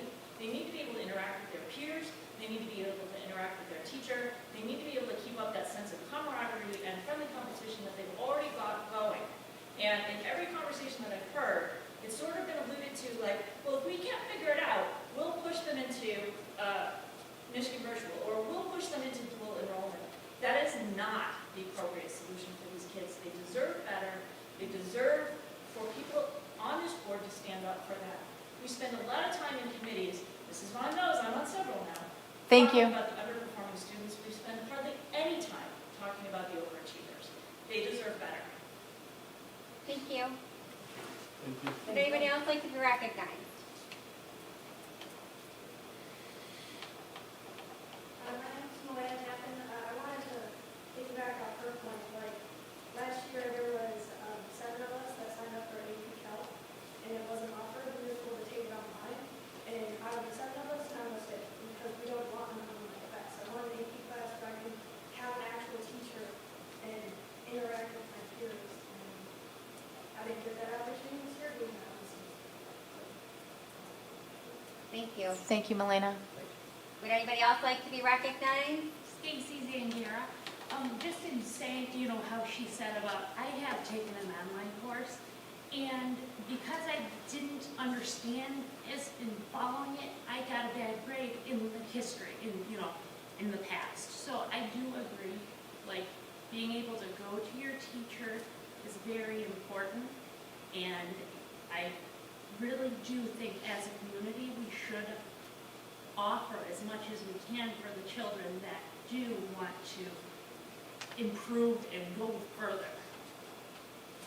Thank you. Thank you. Would anybody else like to be recognized? Matt Gleason. My daughter was a driving her freshman year, and one of the reasons we came to Almont was she was in virtual classes of driving. Every one of her classes that she's in right now, if you had that 25 student cutoff, wouldn't exist. And if that was the case, I have two sons coming up, they wouldn't be coming to Almont, would be searching for another. Thank you. Thank you. I saw somebody in the back. Hello, my name is Mona Glasper, and I'm an AP student here. I've taken both AP and dual enrollment classes, and I'd like to say that I strongly agree with the people who have spoken. Dual enrollment is not the answer to this question. As just to compare both of my experiences in dual enrollment, I find it much more difficult because I don't have other students that I can talk to about material, and I don't have a teacher that I can just go to and ask questions. For example, my AP government class, which I'm taking in person currently, we had these almost Socratic discussions that we had to go on for a group. I feel like I have a much better understanding of the course material in that class solely because I can talk to my peers and my teacher in the environment. And I felt that way about all my AP classes, so I do agree that we are underserved and I think we deserve better. Because dual enrollment and virtual, that is not the option. Thank you, Margaret. Thank you. Would anybody else like to be recognized? Hi, I'm Keith Demwell. I'm another AP student among the junior class. To piggyback off of what Mr. Easton said, I can also confirm that there's a large group of students that will leave Almont, given the 25 student constriction there. There's a larger group, and I think that might lead to further financial detriment for you, especially if this is caused by financial needs and wealth and such that. So I can confirm there's a large group of people who will go to larger schools with more opportunities out of online, more AP classes, more in-person positive learning out of online, if this is passed and confirmed for 2026, 2027. Just to reiterate that. Thank you. Thank you, Keith. Thank you. Would anybody else like to be recognized?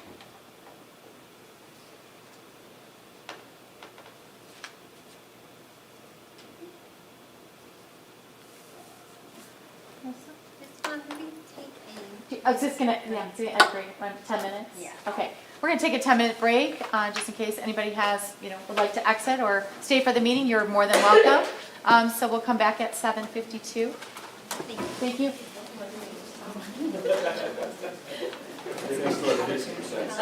Oh, thank you.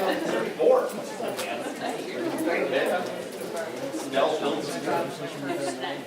Yeah, each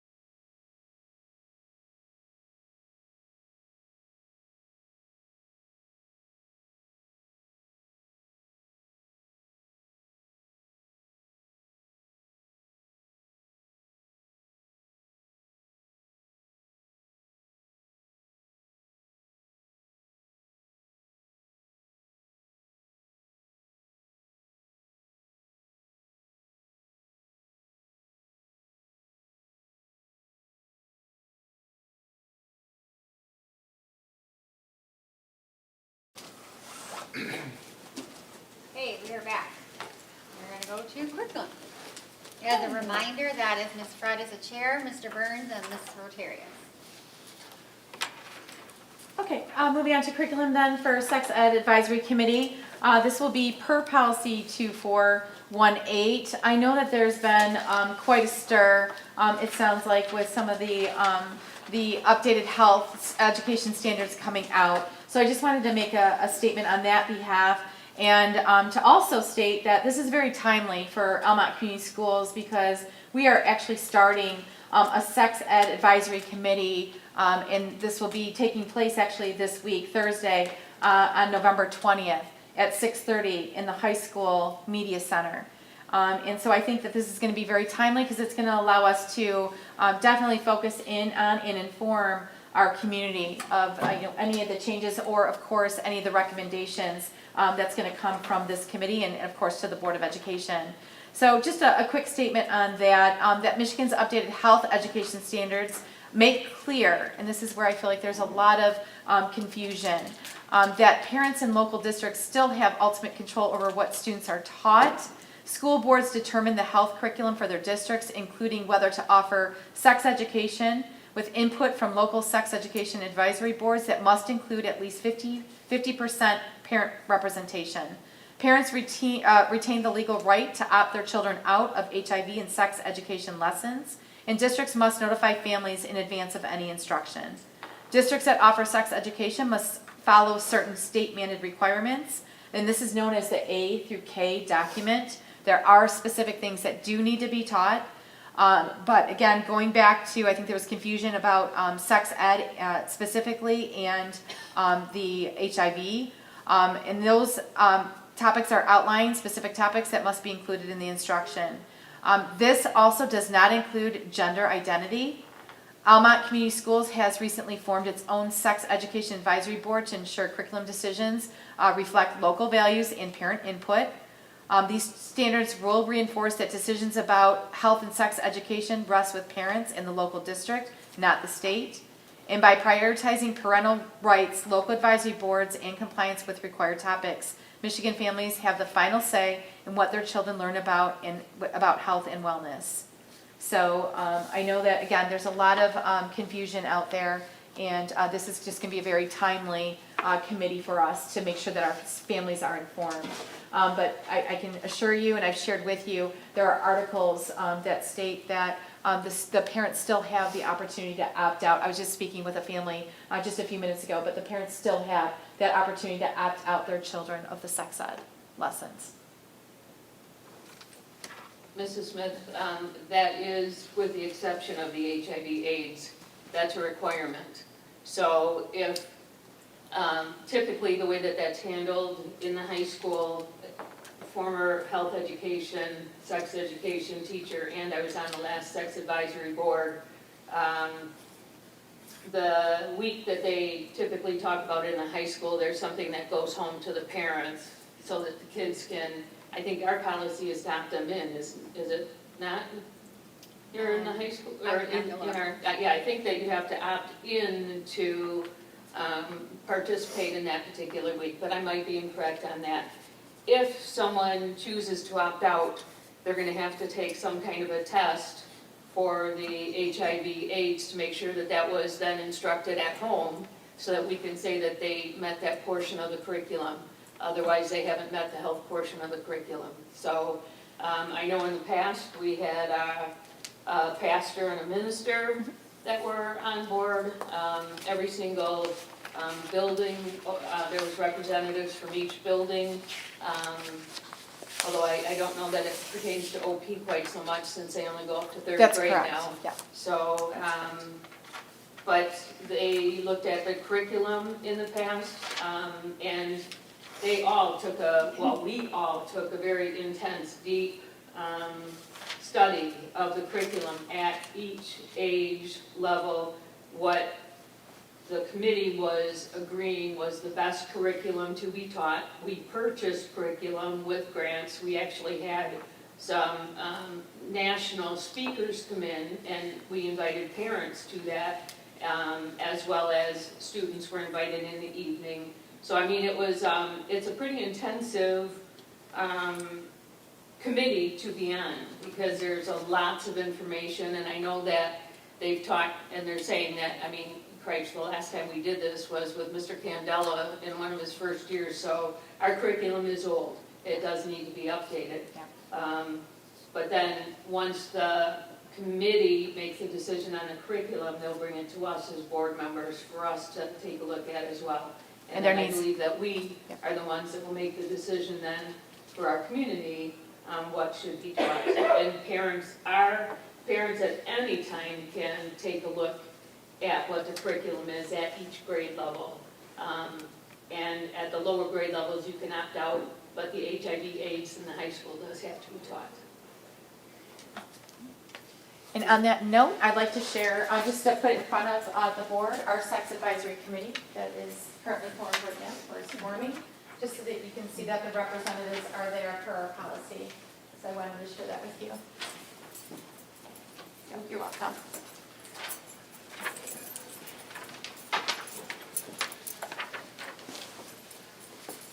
And on that note, Ms. Fred, as you said, there will be a recommendation to the board. We also have to, per policy, have to afford 2 public hearings as well to offer to the community to meet this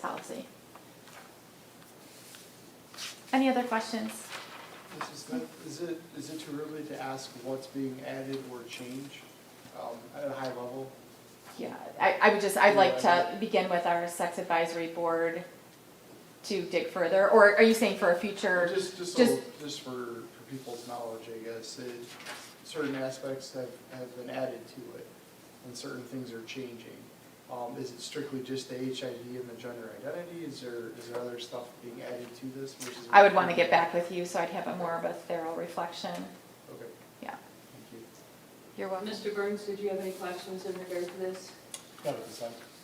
Mr. Terrence? I think it would just be nice, kind of piggybacking off what Adam said, to know what they are going to be discussing at this upcoming committee meeting this Thursday evening. I can get you the framework, like I can send you a link so you can see the framework or some slides. Some good information was shared with me just recently. It's kind of hot off the press, so, but I can get you a link so you have that information, so you know what the committee is going in with on Perfect. Thursday. Thank you. How's that sound? I just want to be clear, and I don't have those in front of me, so I can send a link to you. Sure. Well, from what I looked at, from what we had approved in the past, they're now saying that they want some definitions to be put out there for certain grade levels. Just, they don't want social isolation of students. So it's just understanding a definition. I didn't get into all of the curriculum, but, you know, if you guys just took a look at it, you're not gonna understand what's the new part, what's the old part. So, yeah, it's gonna take some time, that's for sure.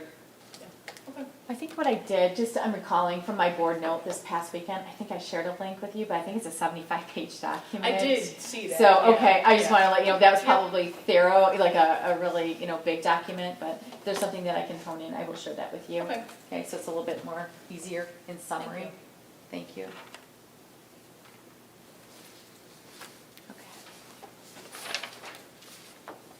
All right, moving on to building and site. Mrs. Smith, did you want to point out who's on the Mr. Burrow, Mr. Burns, and Mr. Wade. So Mr. Frederick is not here tonight. Unfortunately, just going to some PT sessions to recover from his surgery. So I have a written update from Mr. Frederick that I'd like to share with you. So going along with his notes here, with the maintenance update, all drinking fountain, water bottle fill stations are installed. Invoices for the high school and the middle school are in this month's check run. OP is waiting on the final inspection before processing the invoice. The high school fire panel inspection is scheduled for December 22nd, 2025. In regards to the track update, at the conclusion of the 2026 track season, Star Track Enterprises will be addressing a couple of concerns regarding the track installation. Unlevel areas in the vicinity of the starting line and irregularities with the paint striping, those areas will be addressed. The withholding of $20,000 from the final invoice will take place until these areas are addressed. Auditorium curtains. Current curtains were installed in 1999 and have exceeded their lifespan. They are developing holes and no longer meet the fire retardancy requirements. Jason has received multiple bids, with North Coast Studios coming in at the lowest bid at $16,800. The recommendation is for North Coast based on the price and previous work in the district. They were the ones that installed current curtains in 1999. The good news is that grants have been secured to offset these costs. Amanda Myers, actually before her departure from the district, she wrote a grant to both Lapeer County Community Foundation and received one for $8,500, and a grant to Fort County Community Foundation and received $5,000. So the cost of the district is $3,300 to replace the curtains.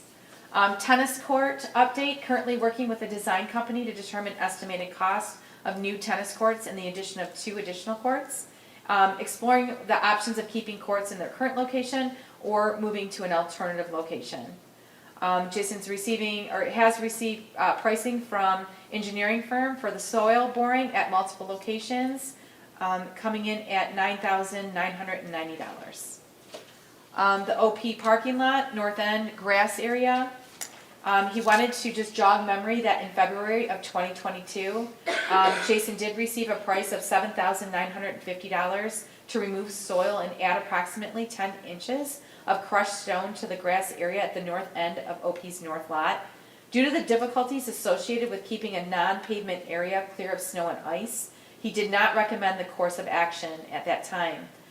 He does believe in the long term we would be better off looking at a pavement in that area rather than adding the stone. In the short term, he would like to put some gravel in the area to help with the ruts that have been created over the years. So that's what I have for Jason's report, Mr. Frederick's report. Does anybody have any questions or follow-up items that need to be addressed? Mr. Burrow, I'd just like to state that, thanking Amanda for getting those grants out for the curtains, because that's a huge help. It's amazing, absolutely amazing.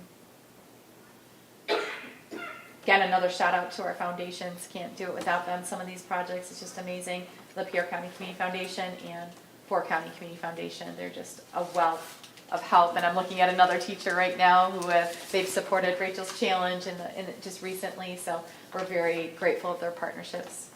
So thank you, Mr. Burns. Anyone else? Mr. Burrow, can I ask a clarifying question? You can. In regards to that parking area, is Mr. Frederick, is he going to get a pricing for? A pavement. That pavement area? Yeah. I think that is his, Yeah, that is okay. his plan, Sorry, his sorry, long-term I plan. might have missed that in the lingo. Okay, Yeah. perfect, thank you. Yeah. It's, Ms. Vaughn, Yes. just as an OP parent that picks up, it's amazing how many people park on the grass. On both sides of the lot. Yeah. It's been like that. Yeah. Forever, there's just Like, no. I mean, even when There's there's no spots parking. available, they still Oh, start do they parking on the really? grass. Yeah, it's Okay. like I parked on the south side today, because I Okay. was just trying to pick up over there, and there's probably 20 spots open, and then there's, a dozen people that pulled on the grass, like from the main entrance, like they're coming in the main entrance and pulling right on the grass right away, so I don't know, but, Maybe there's spot reserved. yeah, right, it's easier to get out that way, so you don't have to wait a long time. Yeah, to it's get out. Ah. Yeah. Always interesting. Yeah, but, yeah, so I don't know if paving a small area is gonna make a dent, because we probably need to pave 3 or 4 different spots. We used to talk about the north lot, that strip of. Yeah, I know that, but I mean, like, there's Yeah. people all over the grass everywhere, so, yeah. I think. Whether they can find if their I own. may continue Yeah. with my clarifying question time. Yeah. It had started because we were putting money, time, and effort in every single year, fixing the ruts, planing the grass, Right. redoing it. And so over the amount of time that you look at that, and Jason's time and his staff's time, I think that's where it's really kind of been like, what are we doing, Right. how can we make that better?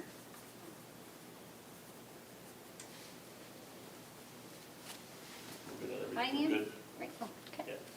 Finance committee members? Yep. Finance is Mr. Ray, Ms. Fred, and myself. start with checks written. I did have one. It's 46732.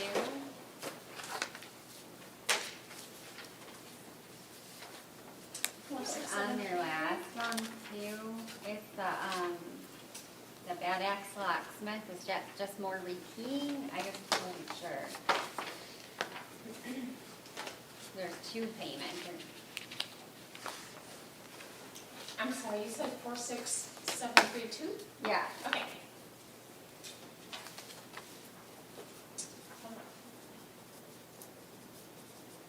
Looks like some hinges were replaced because they were worn out at the high school for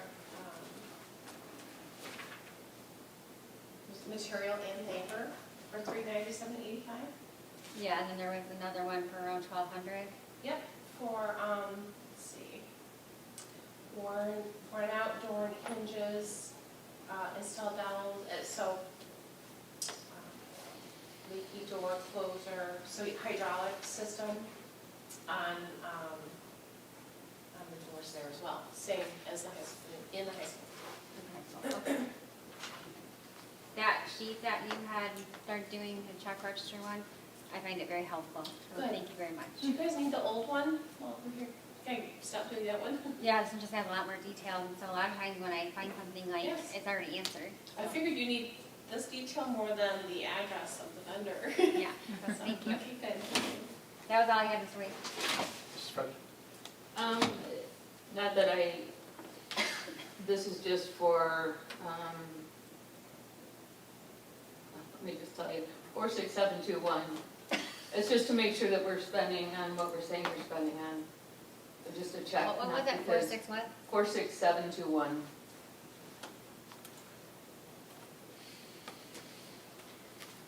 It was just one that I just came back.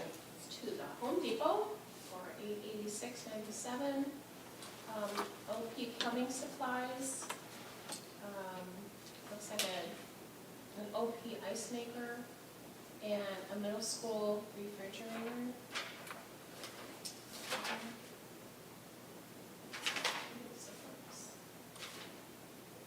Thank you. So, you're welcome. And I have 46715.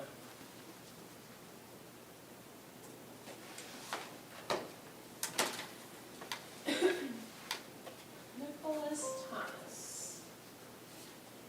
$1,600, 2 juggling shows.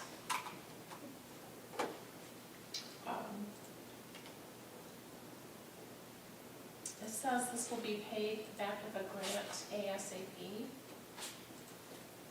From the middle school, Kathy, just to clarify? Yes, Okay, thank so you. part of their, no Sorry. problem, part of their, probably their rock expectation and assemblies. I heard it was a really good show, to be honest, so. And 46762.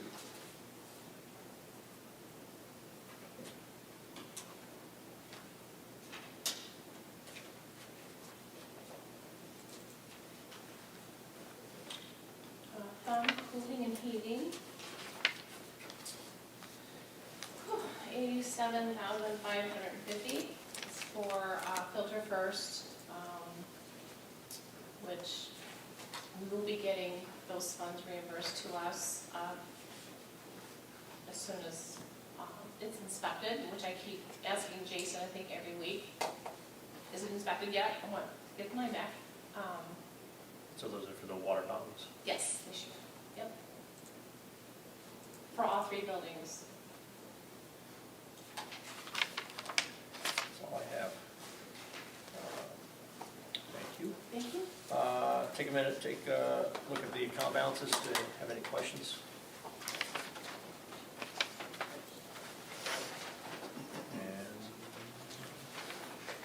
Mr. Wade, yes. for the summary of expenditure status sheet, there's a category of 1259, it says other business services. What type of things fit under the other business services that aren't really detailed out with our?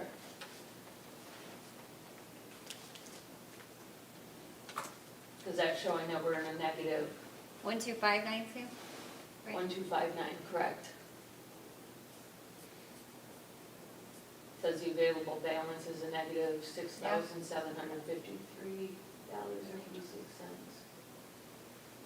Logging in. Okay, oh, sorry. It's okay.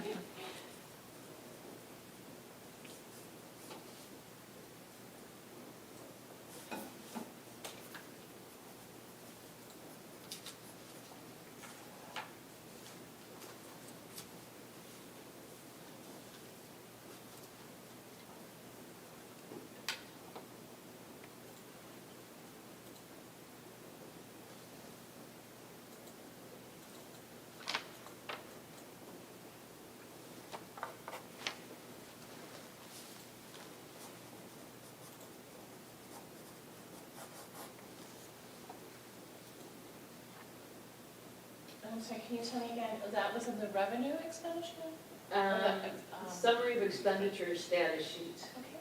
Yeah, so when you go down to 1259, when it shows the available balance, it's showing at a negative, and, I mean, was that budgeted at a negative, or, you know, what specifically is that for? Was that actually in the budget? Oh, are you looking at it sideways? Yeah, I'm trying to. I downloaded it and rotated it. Don't do the same, please. Otherwise it's confusing. Google Sheets. Ooh.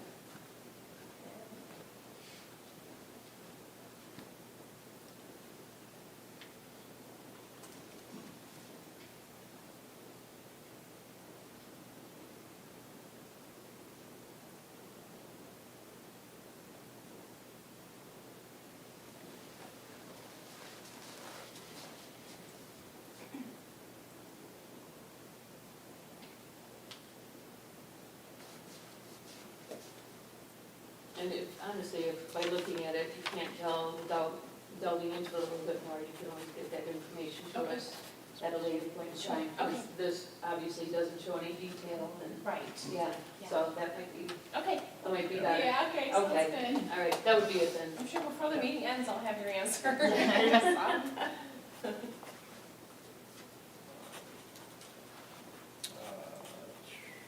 I just wanted to note that as per usual, I look at the expenditure, we're at 24.67, last year we were at 21 something, the year before we were 20 something, so we're a little ahead in terms of our expenditures. So either it levels off, or we'll head, we gotta keep our eyes on that. Take a minute, student activity accounts, any questions? I was good. I am good as well.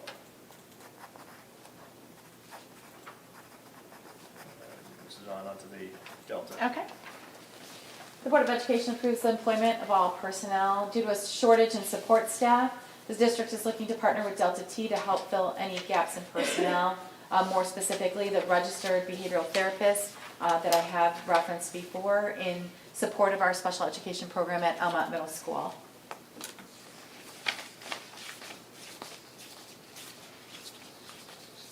Any discussion? So how is this different than the Soliant, the Alliant?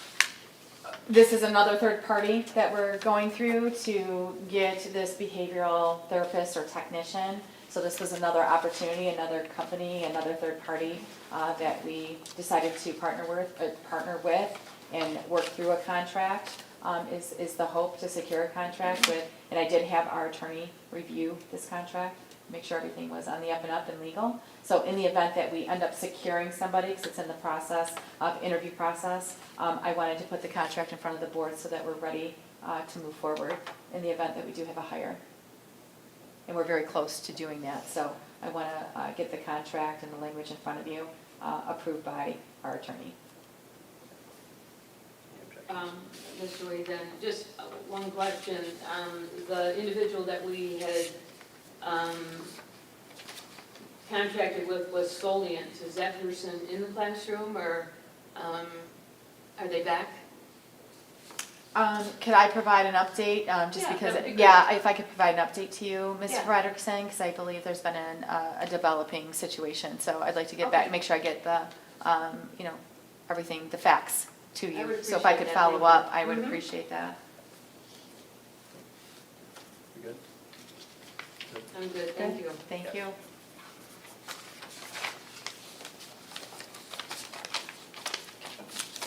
Policy. For clarification, that was 3-0. 3-0.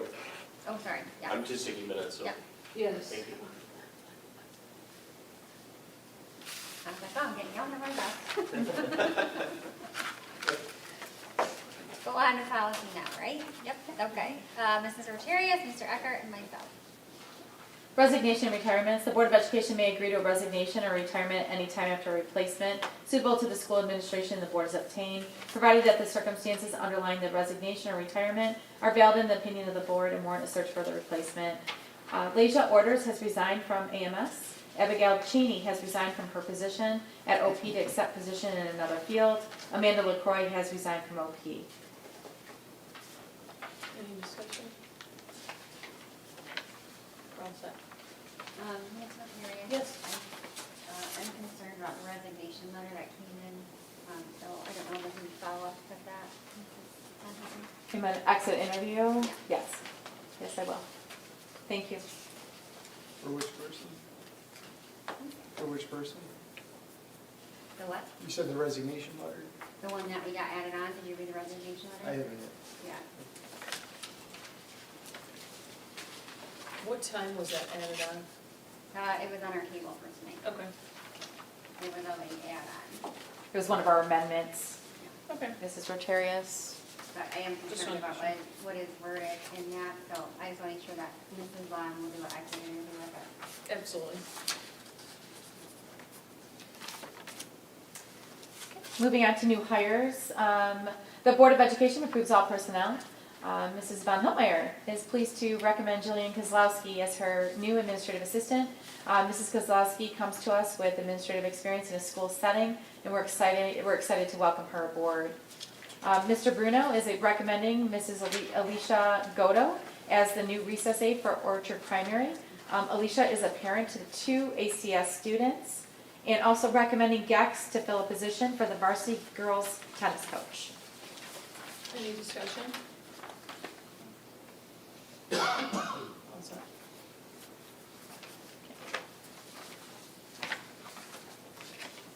Mr. Terry? Yes. Just clarifying, we need to make sure that the recommendation on the bottom gets updated to reflect the new ad. And will you make a special note of that, Yeah. Mr. Burrow, too? Thank you so much. And I will do the same. Thank you. Thank you. Okay, moving on to teacher change in pay. In order to be eligible to advance from one lane on the salary schedule to a higher lane, a teacher must make written proof of the completion of courses and/or degree requirements in the form of an official transcript of credits from the institution from which the credits were earned. This is the master agreement between the Board of Education and the Almont Education Association. Ethan McAllister is moving from BA to BA plus 18 at this time. Any discussion?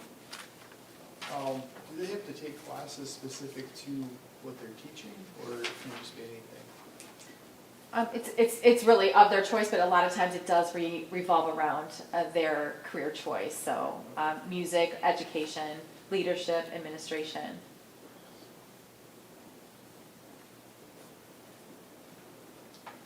Any discussion? All set. Okay. Thank you. And then Neola versus Troon has been deleted at this time, and we will revisit. So we're all set. Yes. This will bring us to our second questions and comments from the audience. Would anybody like to be recognized at this time in the audience? Please state your name. Alderwoman, just one quick question. When will the audit ending in June 25 be up on the website? I'll have Mrs. Vaughn follow up with you on that. Thank I you. looked tonight, it's still not there yet. Any other questions or anybody else to be recognized in the audience?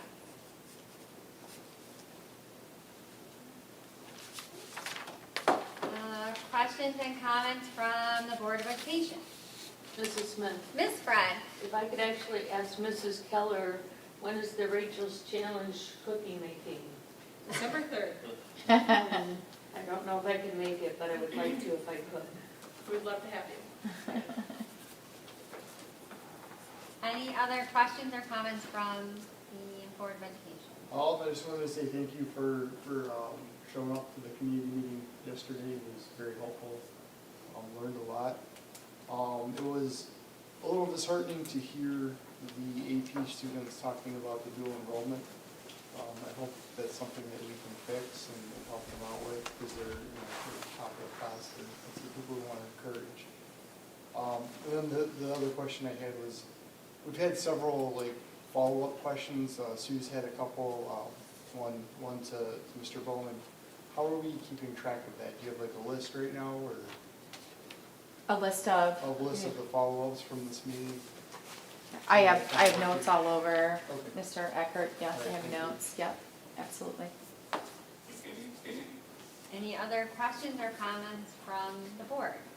Mrs. Smith, I just want to take a moment to recognize our SRO officer, Retzler. I think it's a tough job, and while it's so easy to, point fingers and play the blame game when something happens, I think it's also important to recognize the work that he and the Almont Police Department do. So I'd like to recognize both of them. Mrs. Smith, I'll piggyback on that, obviously, Officer Retzler, but also Officer Qualick for coming and explaining to the staff the process, and taking the time to do that. And then Mrs. Vaughn, she gave a very thorough recanting of the events tonight, which hopefully makes it clear to people what happened and why, and identify the areas that we need to improve. I appreciate that, thank you. Anybody else? I do want to do a shout out, Mrs. Smith, if I could, for our varsity football program this weekend as they go to the semifinals. It's going to be at Novi High School. Not sure if anybody can attend, but wanted to put it out there. At Novi High School at 1 o'clock on Saturday. And they're, I think, trying to get a fan bus going and make it kind of a big deal. So go Raiders, we're excited. I would like to congratulate our OP again on the Blue Ribbon Award. I hear they were in Lansing last week, and there were some teachers that were invited along with you. It's very exciting for our school district, and very, very proud of all the work that has gone into that and all the effort by the students studying hard and taking the test and doing the work and keeping the environment positive. And so kudos to our OP and our staff there. So congratulations again on that. And I know we have some Blue Ribbon events coming up, so we're looking forward to that. Any other questions or comments? No? Okay. Future agenda items. Fred, you had a couple? Yes, I recently heard that there's a band manual, and I don't ever recall us as a school board reviewing a band manual. So I think that if there is one, we need to get a copy of it so that we're apprised of that. Also, typically, as soon as the quarter one is finished, we get an update on high school Ds and Es, just so that we kind of have a standing, and we also, it won't be until the semester, but it would be your dual enrollment in Michigan virtual as well. But, yeah, if we could get that. After just so we can semester look at one, that. right, Ms. Fred? Quarter one for Ds and Es at the end of quarter one for high school. End of quarter one. End of quarter one, Okay. yes. And then for the semester, you include the Michigan virtual. Oh, gotcha. You include, well, actually, I think Michigan virtual, I don't know if they put in quarter grades. I know dual enrollment is not. So dual enrollment is not until January. But it might, if Michigan virtual does, then, we want to know who's not passing Michigan virtual courses too. Not the names of kids, but how many kids. Thank you, Fred. Any other future agenda items? I don't know if it merits more discussion, but the class sizes that we keep going over month after month, do we want to continue that for future agenda, or is it solved? We consider it solved?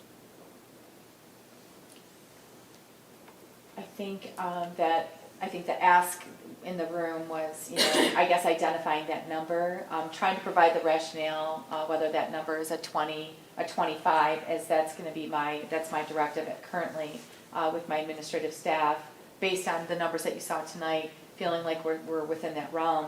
But if there is a directive to me or a board policy that this board would like to approve, I would definitely like to, and I couldn't find it, and I was being, genuine about that, couldn't find anywhere where it says that, 20 is what we have to follow for a minimum. So if it's important to the board that we do set a number, I would appreciate that, clarification or, that resolution from the board. Adam, I'm gonna reach out to legal at MASB along with Scott Morrell and get some further information on it, and contact a couple maybe previous board members to see what they know about that. And I'll hopefully have something to report back soon. I can send an email update to everybody. But I do think if we are gonna have a number, like, we have to have a rationale, like Mr. Wade said, and there has to be some fluidness with that, right? Like with our special ed and our AP classes and stuff like that. So not everything is always one way or the other way. So. Is it worth bringing it up next month to What's kind of find out? Is it worth bringing up next month with all the resolutions and everything you guys are doing? I'm comfortable with that. Yeah. Okay, Mhm. great. Okay. Thank you, Mr. Eckert. Any other future agenda items?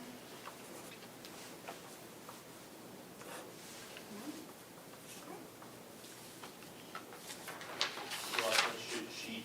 Mrs. Smith, Mr. Burrow. I move the Board of Education and the November 18th work session at 8:30 p.m. Support. Motion and support. Any discussion? All in favor? Aye.